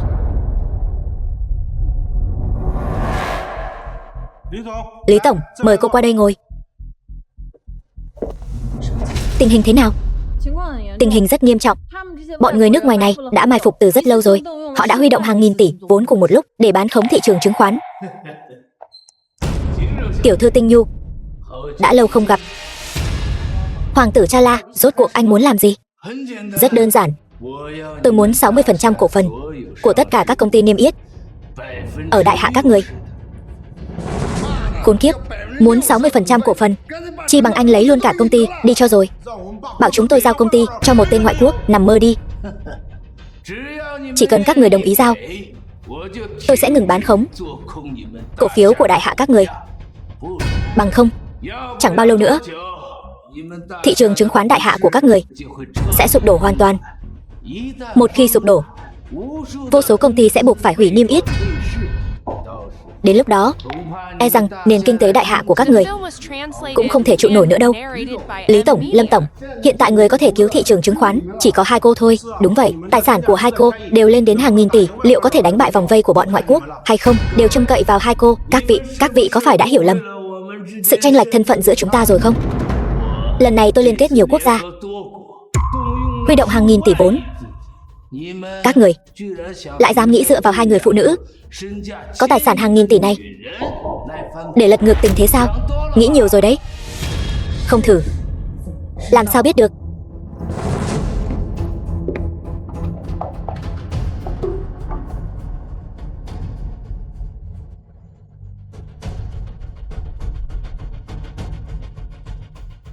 Tập đoàn Lý Thị chúng tôi vốn đóng cửa ở mức sàn là 200 triệu. Tôi sẽ huy động 1 tỷ, bắt đầu kéo giá lên. Vốn của các công ty lớn khác, tất cả hãy theo sát, nâng giá cổ phiếu của công ty mình lên.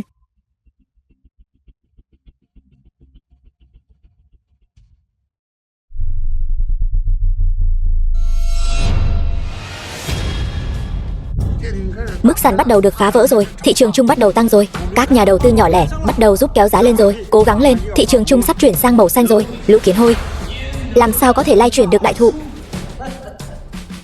Lập tức huy động 5.000 tỷ vốn. Ta muốn khiến toàn bộ thị trường chứng khoán đại hạ bị dẫm đạp dưới chân ta.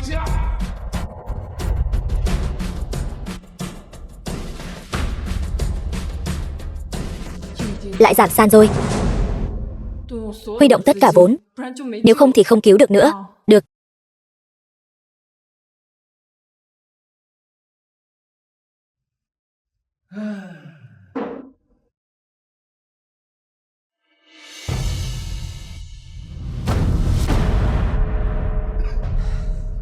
Lượng vốn họ dùng để trấn áp quá khổng lồ, cộng thêm tâm lý hoảng loạn của các cổ đông, chúng ta hoàn toàn không thể kéo lên được. Muốn kéo thị trường chứng khoán đại hạ tăng trở lại với số vốn của chúng ta thì còn lâu mới đủ. Thị trường chứng khoán này chỉ cần bị bán khống một chút là sụt giảm mạnh đã bao nhiêu năm rồi. Vẫn cái thói này. Đậu phộng thật sự cạn lời. Chúng tôi đã chuẩn bị hàng nghìn tỷ vốn, cộng thêm tâm lý hoảng loạn của cổ đông các người. Không có 10.000 tỷ vốn thì không thể kéo lại toàn bộ thị trường chứng khoán đại hạ. Đúng rồi, đại hạ các người có một câu cổ ngữ gọi là kẻ thức thời mới là Trang Tuấn Kiệt. Bây giờ đầu hàng. Ta chỉ cần 60% cổ phần của các người. Bằng không, các người cứ chờ sụp đổ đi. Khốn kiếp, tên ngoại quốc kia, đừng vội mừng quá sớm. Lý Tổng, Lâm Tổng, có thể tiếp tục kéo lên được nữa không? Không thể nữa rồi, vốn của họ quá khổng lồ. Hay là chúng ta vẫn nên nhường lại 60% cổ phần đi. Nếu không, chúng ta sẽ mất cả công ty. Sao cơ, anh lại muốn làm chó săn cho tên ngoại quốc này sao? Tôi khinh. Cái tên nghèo kiết xác nhà anh có hiểu chứng khoán là gì không? Chẳng hiểu gì cả. Thì đừng có ở đây mà nói. Tôi nhớ cậu. Lần trước cậu đã khiến tôi mất mặt. Lần này tôi cũng có thể khiến ông mất mặt ê chê. Cậu chỉ là một kẻ hạ đẳng chỉ biết dùng sức mạnh thô bạo. Cũng xứng nói ra lời này sao? Các vị, bây giờ tôi không chỉ muốn lấy 60% cổ phần của các vị, tôi còn muốn tên phế vật này quỳ xuống xin lỗi tôi. Bằng không, tôi sẽ tiếp tục dùng hàng nghìn tỷ vốn của tôi trấn áp thị trường chứng khoán đại hạ của các vị. Này, sao anh lại còn công báo tư thù vậy? Bây giờ là lúc các người có việc cầu xin ta đồng ý với điều kiện của ta. Chẳng phải là điều hiển nhiên sao? Tên nghèo kiết xác kia, cậu không nghe hoàng tử Cha La nói gì sao? Mau quỳ xuống xin lỗi đi. Bằng không, cậu sẽ hại mất mạng đại hạ chúng ta đấy. Đúng vậy, nếu chỉ vì một mình anh mà ảnh hưởng đến thị trường chứng khoán đại hạ, anh gánh nổi trách nhiệm này không? Hai người các người vẫn thích làm chó săn như mọi khi. Nếu đã thích quỳ lại tên ngoại quốc này như vậy, sao còn không mau qua đó quỳ xuống đi? Tôi khinh. Cậu đừng có vu khống người khác. Tôi bảo cậu quỳ xuống xin lỗi hoàng tử Cha La, đó là vì lợi ích của thị trường chứng khoán đại hạ chúng ta. Nếu không hoàng tử Cha La sẽ đánh sập thị trường chứng khoán đại hạ của chúng ta thì phải làm sao? Hắn là một tên nghèo rớt mồng tơi, có hiểu thị trường chứng khoán là gì không? Không cần nói nhảm với hắn. Nếu hắn không quỳ xuống, chúng ta sẽ báo cảnh sát bắt hắn. Bị bọn ngoại quốc bao vây tấn công, các người không những không đồng lòng chống lại bên ngoài mà ngược lại còn giúp đỡ chúng khắp nơi. Sao hả? Tiểu tử cậu không phục sao? Nếu cậu có bản lĩnh thì hãy làm cho thị trường chứng khoán tăng trở lại cho tôi xem. Nếu cậu không có khả năng đó thì ngoan ngoãn quỳ xuống xin lỗi đi. Nếu tôi có thể làm cho nó tăng trở lại thì sao? Đồ ngu xuẩn nhà cậu. Cậu có biết mình đang nói gì không? Vừa nãy hoàng tử Cha La đã nói rồi, muốn làm cho thị trường chứng khoán này tăng trở lại, ít nhất phải cần 10.000 tỷ. Cậu có biết 10.000 tỷ là khái niệm gì không? Chu Nguyên, anh đừng gây rối nữa. Đây là 10.000 tỷ đấy. Phải đó, anh rể. Em biết anh có bản lĩnh, nhưng 10.000 tỷ này ai có thể lấy ra được chứ? Tôi nói cho anh biết, cho dù một năm anh kiếm được 10 vạn, cũng phải kiếm trong 100 triệu năm. Bây giờ anh đã hiểu 10.000 tỷ là khái niệm gì chưa? Bây giờ ta đã mở phát sóng trực tiếp toàn cầu rồi. Ta muốn tất cả mọi người trên toàn thế giới thấy được thị trường chứng khoán của đại hạ các người bị ta hung hăng dẫm nát dưới chân như thế nào. Còn con bọ hôi thối nhà cậu, nếu cậu thật sự có bản lĩnh làm cho thị trường chứng khoán đại hạ tăng trở lại, thì ta sẽ vĩnh viễn không bao giờ đặt chân đến đại hạ nữa. Được thôi, đây là lời anh nói đấy. Tôi sẽ khiến anh ngoan ngoãn cút ra ngoài. Dùng 20.000 tỷ vốn từ tài khoản hải ngoại của tôi phải đảm bảo thị trường chứng khoán đại hạ ổn định. Cái gì?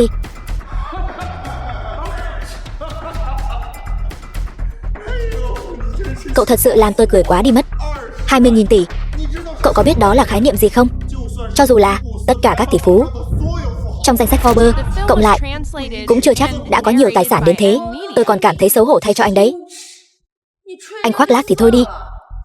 Có thể khoác lác cái gì đáng tin một chút không? Người này là ai đưa tới vậy? Trông cứ như chưa từng thấy đời bao giờ. Tôi thấy cậu là muốn giả vờ oai phong trước mặt mỹ nữ, giả vờ đến ngốc luôn rồi. Chu Nguyên, rốt cuộc anh muốn làm gì? Anh còn chưa thấy đủ mất mặt sao?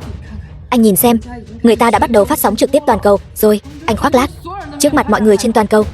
Cái mà anh làm mất không chỉ là mặt mũi của riêng anh, mà là cả đại hạ chúng ta đều đang bị mất mặt theo anh đấy. Kết quả còn chưa ra mà. Sao em biết người mất mặt sẽ là anh chứ? Đại ca, làm ơn anh nhớ lại xem anh vừa nói gì. 20.000 tỷ trên thế giới này có ai có thể lấy ra được chứ? Mọi người thấy chưa? Chính là cái người đại hạ này. Hắn vừa mới tuyên bố sẽ bỏ ra 20.000 tỷ để cứu thị trường chứng khoán Đại Hạ. Đây quả thực là chuyện nực cười nhất mà tôi từng nghe trong đời. Giờ biết xấu hổ rồi chứ? Tất cả là tại cậu, hại tất cả chúng tôi. Phải xấu hổ theo cậu. Tôi thật sự không hiểu nổi. Sao anh cứ thích nói những lời khoác lác không thực tế như vậy? Anh thật sự không có chút liêm sỉ nào sao? Còn 10 giây nữa. 10 giây gì cơ? Còn 5 giây nữa. Thấy chưa? Cái người Đại Hạ đê tiện này đã bị kích động, bắt đầu nói năng làm nhảm rồi. 3 2 1. Không phải, thằng nhóc này còn giả vờ gì nữa?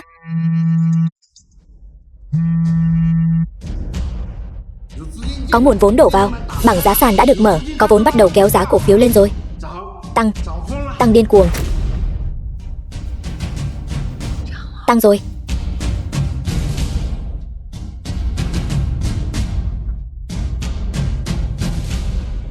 Tăng rồi.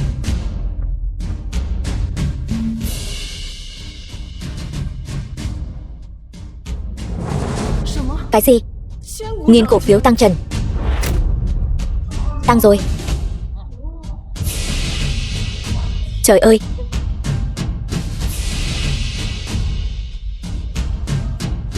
The film was translated and narrated by M. Lại chúa tôi. Chuyện gì đang xảy ra vậy? Thằng nhóc, có phải mày đã giở trò gì không?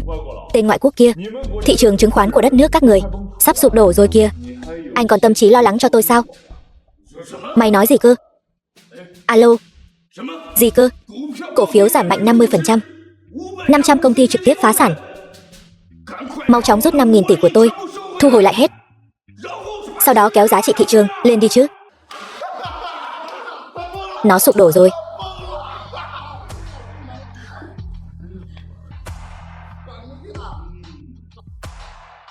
Chị, hình như họ tự sụp đổ rồi. Điều này không thể nào. Thị trường chứng khoán của họ vẫn luôn rất mạnh. Sao có thể đột nhiên sụp đổ được? Trừ khi có một nguồn vốn khổng lồ đổ vào, tiến hành đàn áp điên cuồng. Trung Nguyên, việc nghìn cổ phiếu tăng trần trên thị trường chứng khoán Đại Hạ và sự sụp đổ của thị trường chứng khoán nước ngoài đều là thủ đoạn của anh sao? Nếu anh nói là anh làm, em có tin không? Thằng nhóc này lại bắt đầu khoác lác rồi. Các vị ơi, mọi người cẩn thận đấy. Đừng để bị tên phế vật này lừa nữa. Mọi người thấy chưa? Tin tức mới nhất. Thị trường chứng khoán Đại Hạ bị 5.000 tỷ vốn nước ngoài bao vây. Vào thời khắc then chốt là thần chủ đã ra tay. Nói cách khác, tất cả những điều này đều do thần chủ làm. Đúng vậy, chính là như thế. Đương nhiên, nếu các người tin, hắn chính là thần chủ Đại Hạ. Thần chủ là nhân vật cỡ nào chứ? Ngày bận trăm việc, sao có thể là hắn được? Sao có thể? Sụp đổ rồi, ngoại trừ Đại Hạ. Thị trường chứng khoán toàn cầu đều sụp đổ rồi.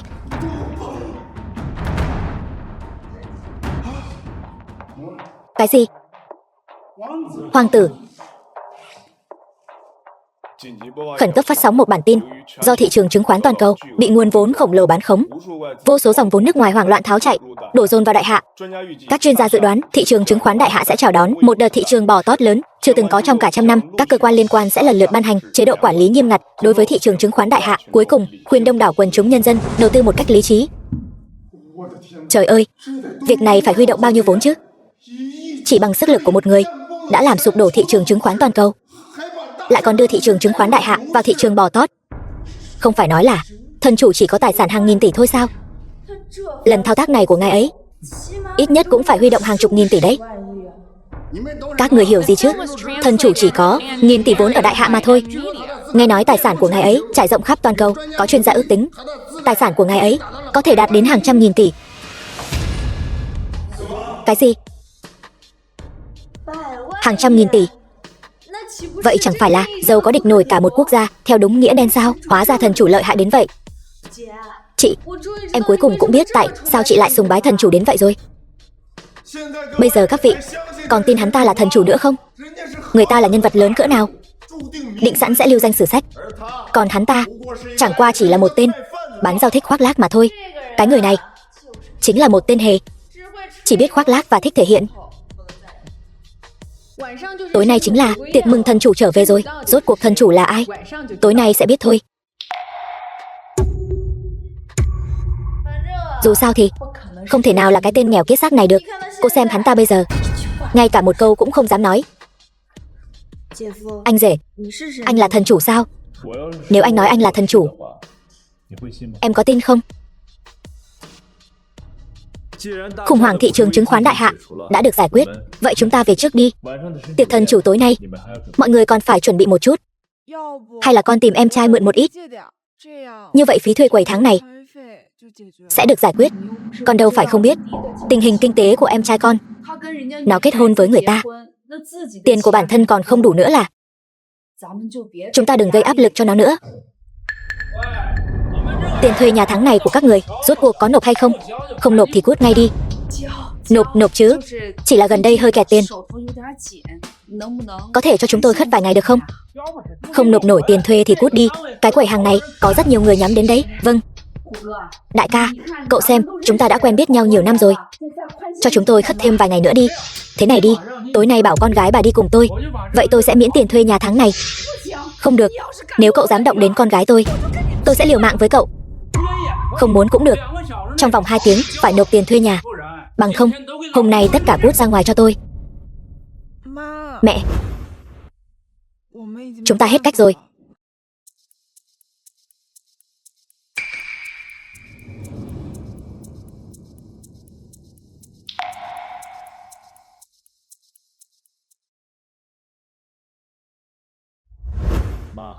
Mẹ, con sẽ dọn ra ngoài ở.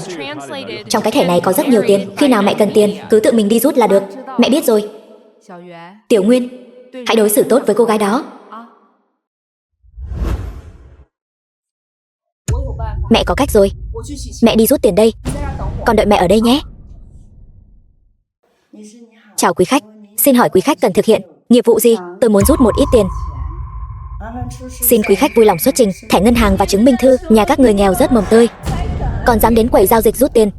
Xin lỗi quý khách, thẻ ngân hàng và thông tin nhận dạng không khớp, không thể rút tiền được. Tôi còn nói, sao bà lại đến quầy giao dịch rút tiền? Hóa ra là thẻ ăn trộm sao? Không phải ăn trộm, đây là thẻ của con trai tôi. Ăn trộm thì là ăn trộm thôi, còn cãi chảy cãi cối, cút nhanh đi. Đừng làm lỡ việc tôi rút tiền, nhanh lên. Nếu đây là thẻ của con trai bà có thể đến máy rút tiền bên kia để tự rút tiền, chỉ cần nhập mật khẩu là được. Cảm ơn. Thẻ của tên con trai nghèo rớt mồng tơi nhà bà, rút được vài trăm tệ là tốt lắm rồi. Rút cho tôi 10 vạn tệ.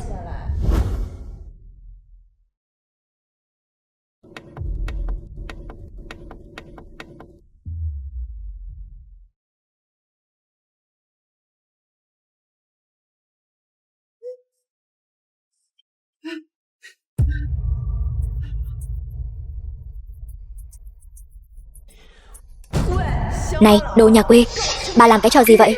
Tôi cũng không biết nữa, tôi chỉ nhấn nút rút tiền thôi, nó lại thành ra thế này. Tôi cũng chưa từng thấy trường hợp này. Hay là tôi xin ý kiến giám đốc ngân hàng? Xin ý kiến gì nữa chứ? Chắc chắn là bà nhà quê này đã dùng thủ đoạn mờ ám gì đó. Cảnh báo được kích hoạt do trộm tiền. Mau báo cảnh sát, bắt bà ta đi. Cô đừng nói bậy, tôi vừa nãy chỉ đang rút tiền thôi. Ăn trộm tiền rồi định chạy hả? Quả nhiên là cùng một kiểu với thằng con trai nghèo mặt của bà. Sao còn chưa gọi bảo vệ khống chế bà ta lại? Bảo vệ? Không phải tôi.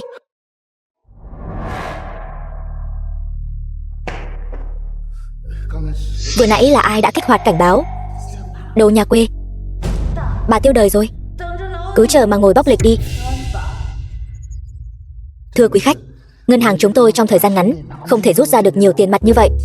Bây giờ ngân hàng cũng nghèo đến mức này sao?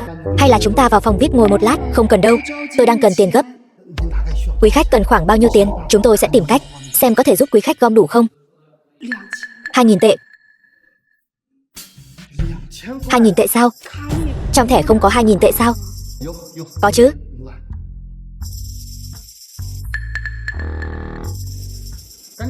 Mau đi rút 2.000 tệ mang đến đây. Mời bà đi lối này. Sau này nếu có thời gian rảnh, mời bà thường xuyên ghé chơi. The film was translated and narrated by M Media. Đi thong thả. Cô vừa rồi không đắc tội với bà ấy chứ? Không có, đó chính là người sở hữu thẻ đen tối thượng. Chỉ những người có tài sản vượt quá 1.000 tỷ mới có tư cách đăng ký. Tài sản nghìn tỷ. Tấm thẻ đen đó không phải là của Trung Nguyên sao? Chẳng lẽ anh ta... Tiểu Nguyên. Mẹ, con không đi cùng cô gái kia. Sao lại về rồi? Sau này chúng ta không bán rau nữa. Không bán rau thì làm gì đây? Em trai đã kiếm được một khoản tiền lớn. Nó nói muốn dẫn chúng ta đi mua một căn nhà. Một căn nhà ở Tinh Hải đó cũng phải mấy triệu tệ. Con làm sao mà mua nổi chứ? Thôi được rồi mẹ, đừng nói nữa. Đi theo con đi. Đi đâu vậy? Mẹ còn phải bán rau nữa. Con đừng có làm loạn nữa. Chị, có khách hàng đến rồi. Nhớ kỹ, những người có kiểu ăn mặc như họ đều là người ở tầng lớp thấp kém. Dẫn họ đi xem nhà chỉ là lãng phí thời gian thôi. Nhưng mà... Xin chào, chúng tôi đến xem nhà. Xin lỗi, nhà ở chỗ chúng tôi thấp nhất là 5 triệu tệ trở lên. Xem nhà cần phải chứng minh bản thân có tài sản trên 1 triệu tệ. Chúng tôi chỉ là xem nhà thôi. Tại sao phải kiểm tra tài sản? Đương nhiên là cần phải kiểm tra tài sản rồi. Nếu không, bị những kẻ tay chân không sạch sẽ lấy mất thứ gì đó, chẳng phải chúng tôi sẽ chịu tổn thất sao? Tiên sinh, xin lỗi, tôi sẽ dẫn anh đi xem. Cả nhà này toàn là lũ nghèo mặt. Dẫn họ đi xem nhà làm gì chứ? Dù sao thì cũng không mua nổi. Thật là xui xẻo. Sao chỗ nào cũng thấy các người vậy? Câu này không phải nên là tôi hỏi bà mới đúng sao? Các người ngay cả tiền sính lễ còn không gom đủ, còn đến đây mua nhà sao? Lạc Ninh, em sao vậy? Không sao, em chỉ là đột nhiên cảm thấy may mắn. May mà lúc trước em đã không chọn cái tên nghèo mặt này. Nếu không, bây giờ làm gì có cơ hội đến đây mua nhà chứ? Điều đó chỉ có thể chứng minh rằng mắt nhìn của em thật tốt. Bảo bối, dẫn chúng tôi đi xem nhà đi. Được thưa tiên sinh, mời đi lối này. Cô có ý gì vậy? Lúc chúng tôi đến, cô trưng ra bộ mặt khó chịu, còn nói phải kiểm tra tài sản. Họ đến thì cô lại tỏ vẻ nịnh nọt, chuyện kiểm tra tài sản cũng không nhắc đến. Nhìn cái bộ dạng nghèo hèn của các người kia, người ta không đuổi các người ra ngoài đã là may mắn lắm rồi. Sao còn mặt mũi mà than phiền chứ? Nhà các người 1 năm trồng trọt bán rau, còn cô đi làm bảo mẫu cho người ta. 1 năm kiếm được bao nhiêu tiền? Còn chẳng bằng tiền mà Triệu thiếu chúng tôi kiếm trong 1 ngày nữa. Anh, nghề nghiệp không phân biệt sang hèn. Gia đình các người chẳng qua cũng chỉ là dựa dẫm vào người khác mà thôi. Hơn nhà chúng tôi được chỗ nào? Triệu thiếu đã cầu hôn Ninh Nhi nhà chúng tôi rồi, sắp trở thành con rể nhà chúng tôi rồi. Cậu ấy có tiền giúp chúng tôi mua nhà. Sao nào? Cậu ghen tị hả? Đúng vậy. May mà lúc đó chị tôi đi xem mắt đã không đồng ý cái tên nghèo kiết xác như anh. Nếu không, làm sao có thể gặp được Triệu thiếu nhà chúng tôi chứ? Nào, đuổi hết đám nghèo kiết xác này ra ngoài cho tôi. Bản thiếu gia lập tức mua một tòa nhà ở đây. Bảo vệ, chị làm vậy với họ không hay đâu. Có gì mà không hay? Không có tiền còn đến đây làm mất thời gian của chúng ta. Cái đám người này không xứng đáng đến chỗ chúng ta mua nhà. Ném đám người nghèo này ra ngoài cho tôi. Tôi xem ai dám động đến chủ tiên sinh. Lâm tổng của tập đoàn Lâm Thị, một công ty bất động sản nhỏ bé, lại dám động đến người của tôi. Các người không muốn làm ăn ở Tinh Hải nữa sao? Lâm tổng, Lý tổng, hai vị sao lại có thời gian đến chỗ chúng tôi vậy? Ai cho cô cái gan đó dám nói chuyện với người của tôi như vậy? Chị chú ý hình tượng đi. Tôi thấy có vài người là lòng đang rối bời rồi, ở đây ăn nói lung tung. Lâm Thanh Duẫn, cô im miệng. Còn nữa, cô đến đây làm gì? Đương nhiên là nghe nói Chu tiên sinh muốn mua nhà, đến để chọn giúp anh ấy một chút. Mấy tòa nhà ở giữa tôi lấy hết, điền tên anh ấy. Vâng, tôi đi chuẩn bị hợp đồng ngay đây. Chị, chuyện gì thế này? Căn nhà trị giá mấy chục triệu, nói tặng là tặng luôn, còn có thể là tình huống gì nữa? Ăn bám thôi chứ gì. Một kẻ bám víu người khác. Đồ phế vật ăn bám, có gì mà phải ngưỡng mộ? Triệu thiếu, cậu sắp là con rể nhà chúng tôi rồi. Không giống hắn. Toàn bộ khu nhà này tôi bao hết, điền tên anh ấy.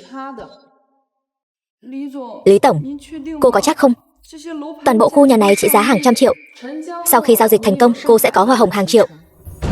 Không muốn sao? Tôi muốn. Lý tổng, cô ta chỉ là một thực tập sinh, không có kinh nghiệm gì. Để tôi dẫn các vị đi ký hợp đồng nhé. Tôi chỉ cần cô ấy ký cho tôi. Chẳng phải chỉ là được bao nuôi thôi sao? Có gì mà phải đắc ý? Mẹ thấy cậu ta sống cũng khá tốt đấy. Chị, tìm cho em một cơ hội được bao nuôi tốt như thế này đi. Đúng là quá hạnh phúc rồi. Tiểu Nguyên, hai vị này đều là nhân vật lớn ở Tinh Hải. Con phải nói chuyện với người ta dễ nghe một chút, đừng có hở một chút là mắng chửi người khác. Mẹ, con mắng chẳng qua chỉ là những kẻ hám lợi mà thôi. Chị, em thấy anh rể vẫn còn rất nhiều người tranh giành đấy. Chị thử suy nghĩ lại xem sao. Vợ, em tìm anh có chuyện gì? Trung Nguyên, chúng ta ly hôn đi. Em nghĩ rằng tôi không còn giá trị lợi dụng nữa nên mới muốn ly hôn với tôi sao? Trung Nguyên, khoảng thời gian này anh đã trải nghiệm cuộc sống của giới thượng lưu, cộng thêm những căn nhà này làm bồi thường, chắc cũng đủ rồi. Nhưng bây giờ giấc mơ nên kết thúc rồi. Thật sự muốn ly hôn sao? Anh và tôi dù gì cũng là người của hai thế giới khác nhau. Điều tôi theo đuổi là một thiên tài giàu có như thần chủ, chứ không phải là người gặp vấn đề chỉ biết dựa dẫm vào tôi. Được, nếu đã như vậy thì chúng ta cũng không còn gì để nói nữa.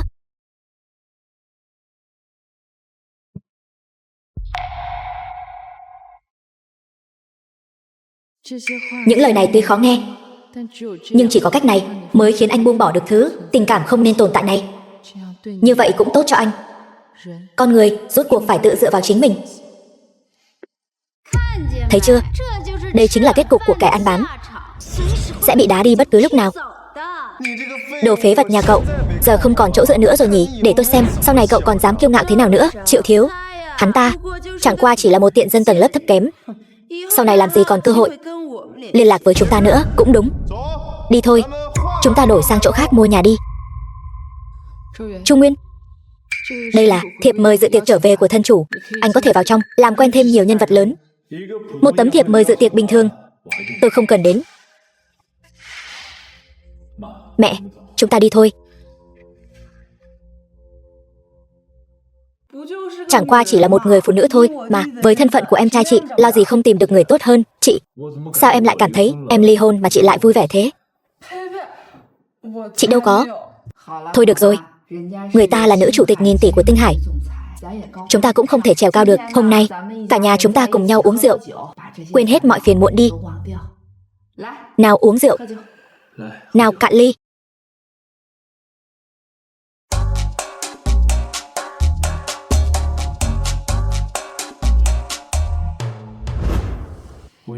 Lát nữa con phải đi dự tiệc. Con đi tắm trước đây. Đi đi.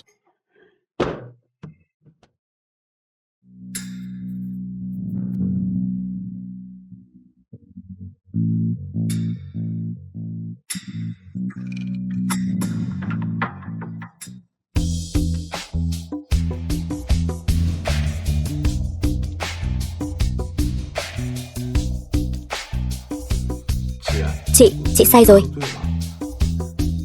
Chưa say. Nhưng chúng ta là chị em mà. Chúng ta đâu có quan hệ huyết thống. Sợ gì chứ?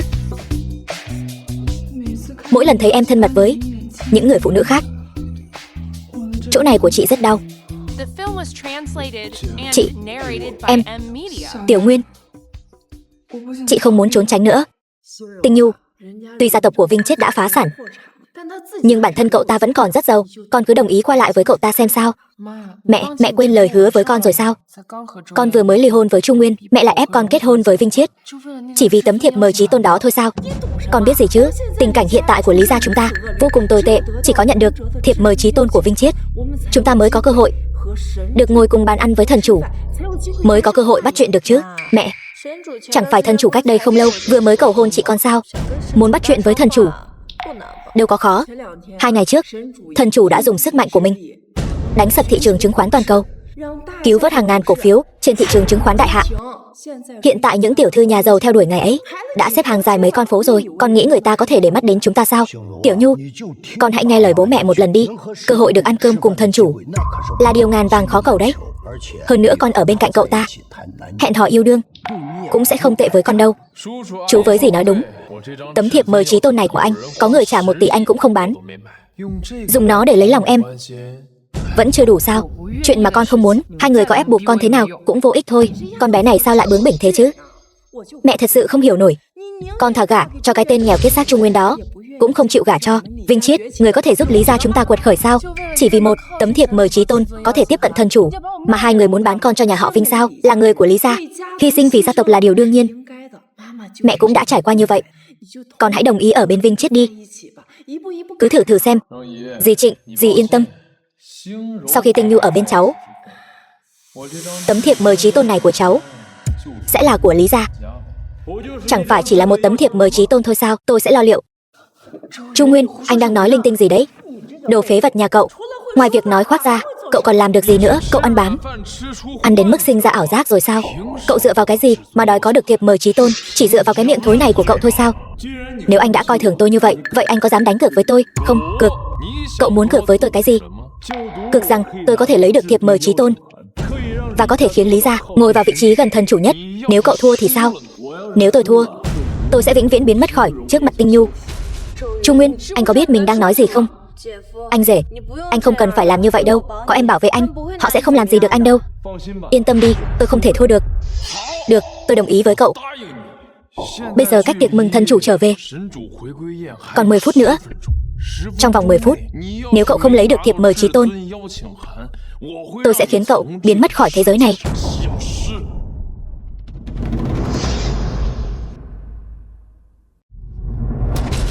Chu Nguyên, anh điên rồi sao? Tinh Nhu, anh, ván cược chắc chắn thua này, anh cũng dám chấp nhận sao? Anh có biết không, nếu anh thua, hắn ta thật sự sẽ lấy mạng anh đấy. Tinh Nhu, em hãy tin anh nhất định có thể giúp Lý gia lấy được thiệp mời chí tôn. Cậu có biết thiệp mời chí tôn có ý nghĩa gì không? Lý thị chúng tôi trị giá hàng nghìn tỷ mà còn không kiếm được một tấm. Chỉ dựa vào cậu mà có thể kiếm được sao? Vừa nãy Vinh Chiết đã đồng ý giao thiệp mời chí tôn cho chúng tôi rồi. Bây giờ thì hay rồi, cái tên phế vật này vừa đến đã trực tiếp chọc giận Vinh Chiết bỏ đi. Anh rể, anh thật sự làm được sao? Đương nhiên là không thành vấn đề rồi, em tin anh. Nếu anh thật sự làm được, em sẽ thưởng cho anh một món quà bí mật.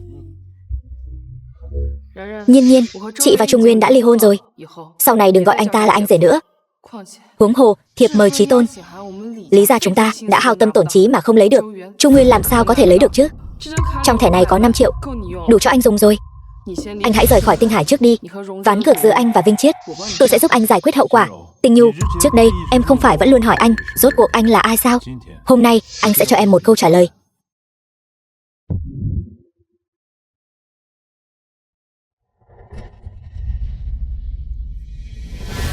Tôi là Trung Nguyên. Tôi đã trở về rồi.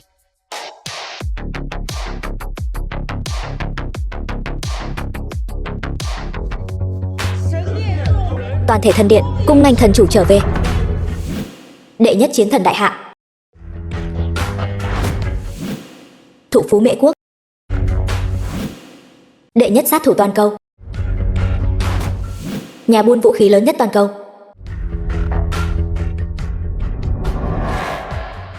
Đứng dậy đi. Thần chủ, mẹ của anh biết anh trở về, đang trên đường đến đây rồi. Sao bà ấy cũng đến đây? Các người vào phòng tiệc chuẩn bị trước đi. Vâng.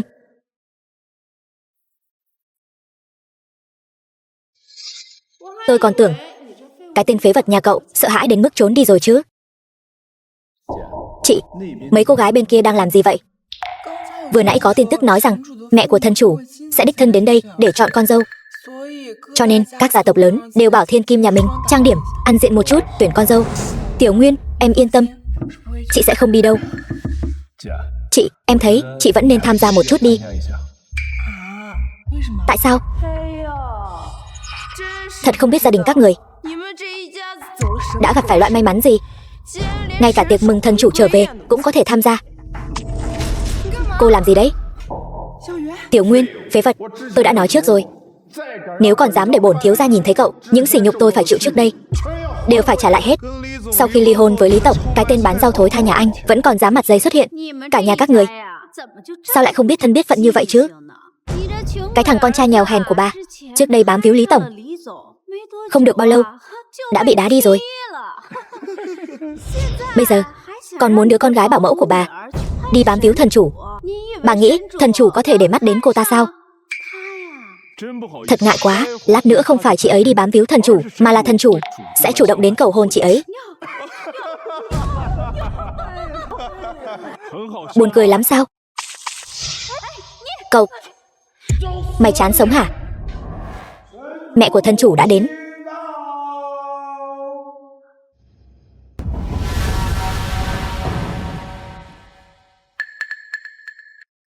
Các vị, tôi tin rằng mọi người đã biết mục đích tôi đến đây rồi. Đúng vậy, chính là để chọn con dâu.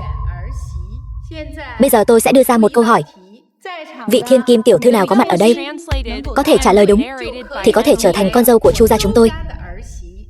Lạc Ninh, gia đình chúng ta có thể thay đổi vận mệnh hay không hoàn toàn trông cậy vào con, nhưng con đã đính hôn với Triệu thiếu rồi.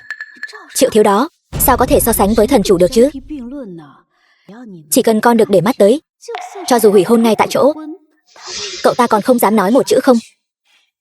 Hai đứa con gái, lần này nhất định phải cố gắng giành lấy. Nếu được chọn, các con muốn gì mẹ cũng sẽ đồng ý với các con. Nếu được để mắt tới, cho dù chúng ta không có thiệp mời chí tôn cũng không sao cả, trở thành con dâu của Chu gia. Khủng hoảng của tập đoàn Lý Thị chúng ta, ngài ấy chắc chắn sẽ không khoanh tay đứng nhìn.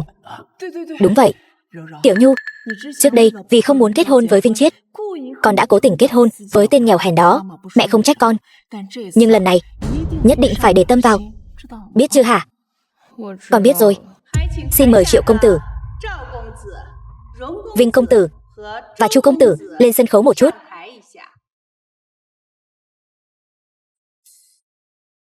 Các vị, đề bài rất đơn giản. Chọn một người trong số 3 người họ làm con rể của gia tộc mình. Một khi đã chọn, không được phép hủy hôn. Vị này là thiếu gia của Triệu gia Tinh Hải. Mặc dù thu nhập hàng năm chỉ hàng trăm triệu, nhưng cậu ấy rất quan tâm đến người mình yêu thích, khá chu đáo. Vị này là đại thiếu gia của Vinh gia Kinh Đô.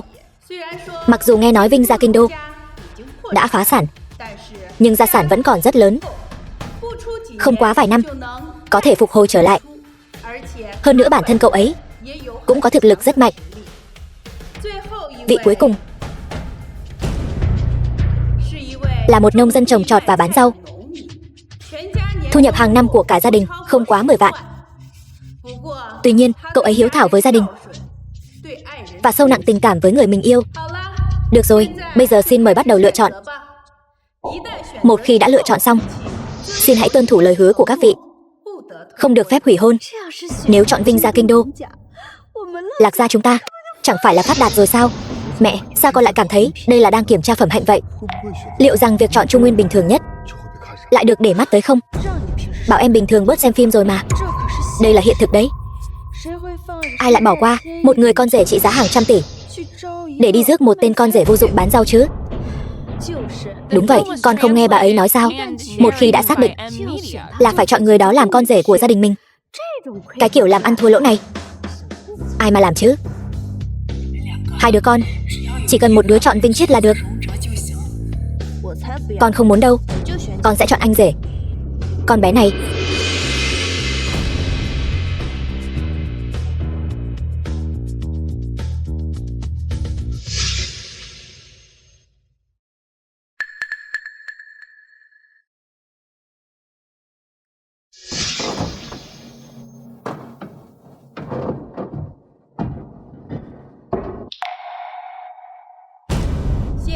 bây giờ tôi xin tuyên bố những người vượt qua là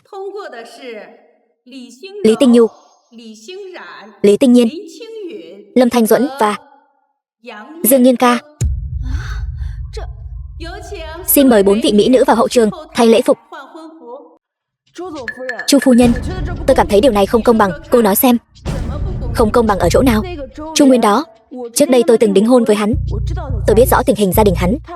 Hắn ta là một kẻ bán rau, mẹ nuôi thì làm ruộng, chị gái nuôi hắn ăn học. Tình cảnh gia đình như thế này, đặt vào bất kỳ gia tộc bình thường nào cũng sẽ không chọn hắn ta.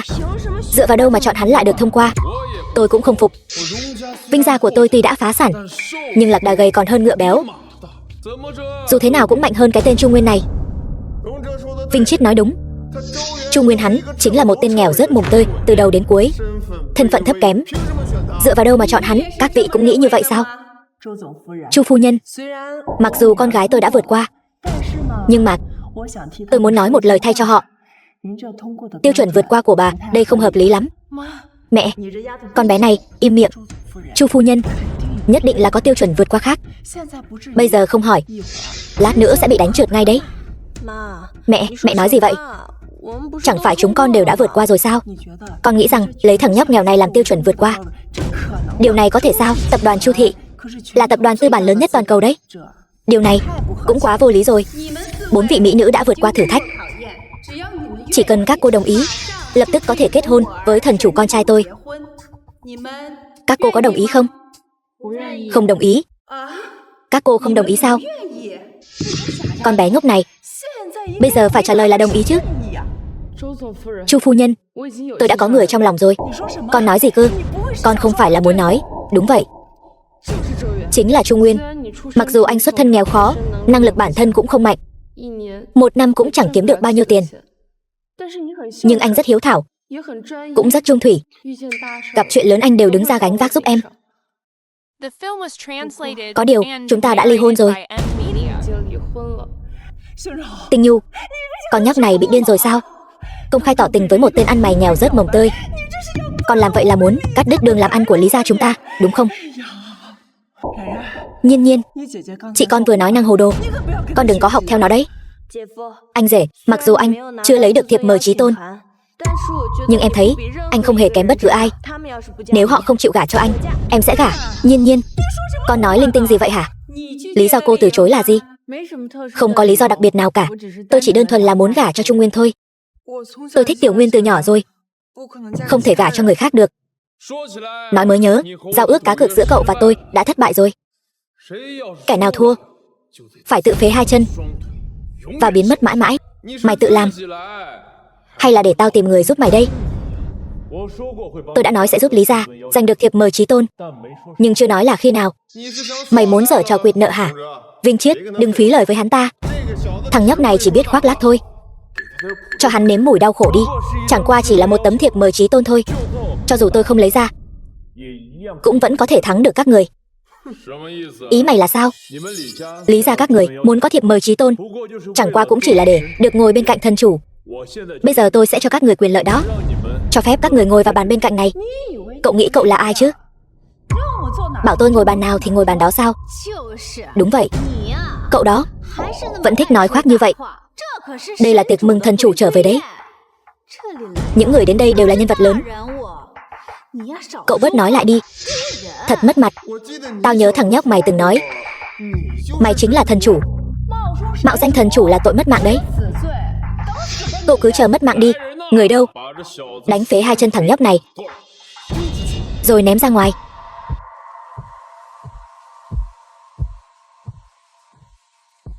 Các người thật sự quá to gan. Đặc biệt là cậu. Vị này đây chính là thư ký của tập đoàn Chu Thị.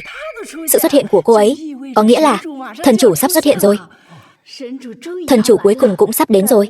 Dám mạo danh thần chủ, anh mất mạng chắc rồi. Tham kiến thần chủ.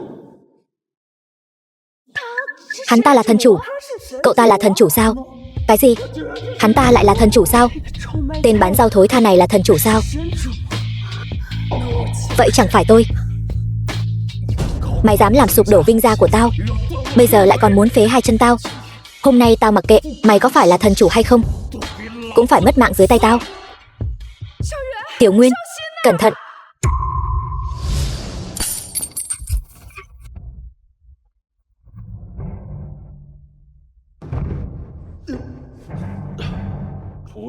Không biết tự lượng sức mình. Tôi xin lỗi. Trước đây là do tôi có mắt không tròng. Tôi sai rồi, tôi không đúng. Tôi sai rồi, tôi thật sự sai rồi. Tôi cũng xin lỗi anh. Xin lỗi. Tôi xin lỗi.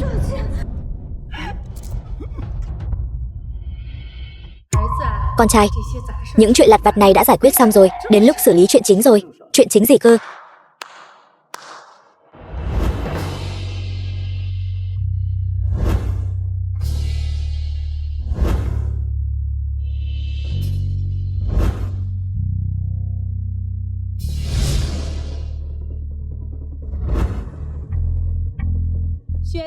Hãy chọn một trong số họ và kết hôn với họ đi. The film was translated and narrated by M Media. Chị có thể mỗi ngày nấu những món em thích ăn nhất. Em có thể giao tập đoàn Lý Thị cho anh. Em sẵn lòng trao tất cả mọi thứ của em cho anh. Nếu anh chọn em không bận tâm nếu chị cũng gả sang đây cùng. Như vậy anh sẽ có 2 cô vợ. Chị đẹp em xinh đấy. Trẻ con mới phải chọn lựa. Tôi muốn tất cả.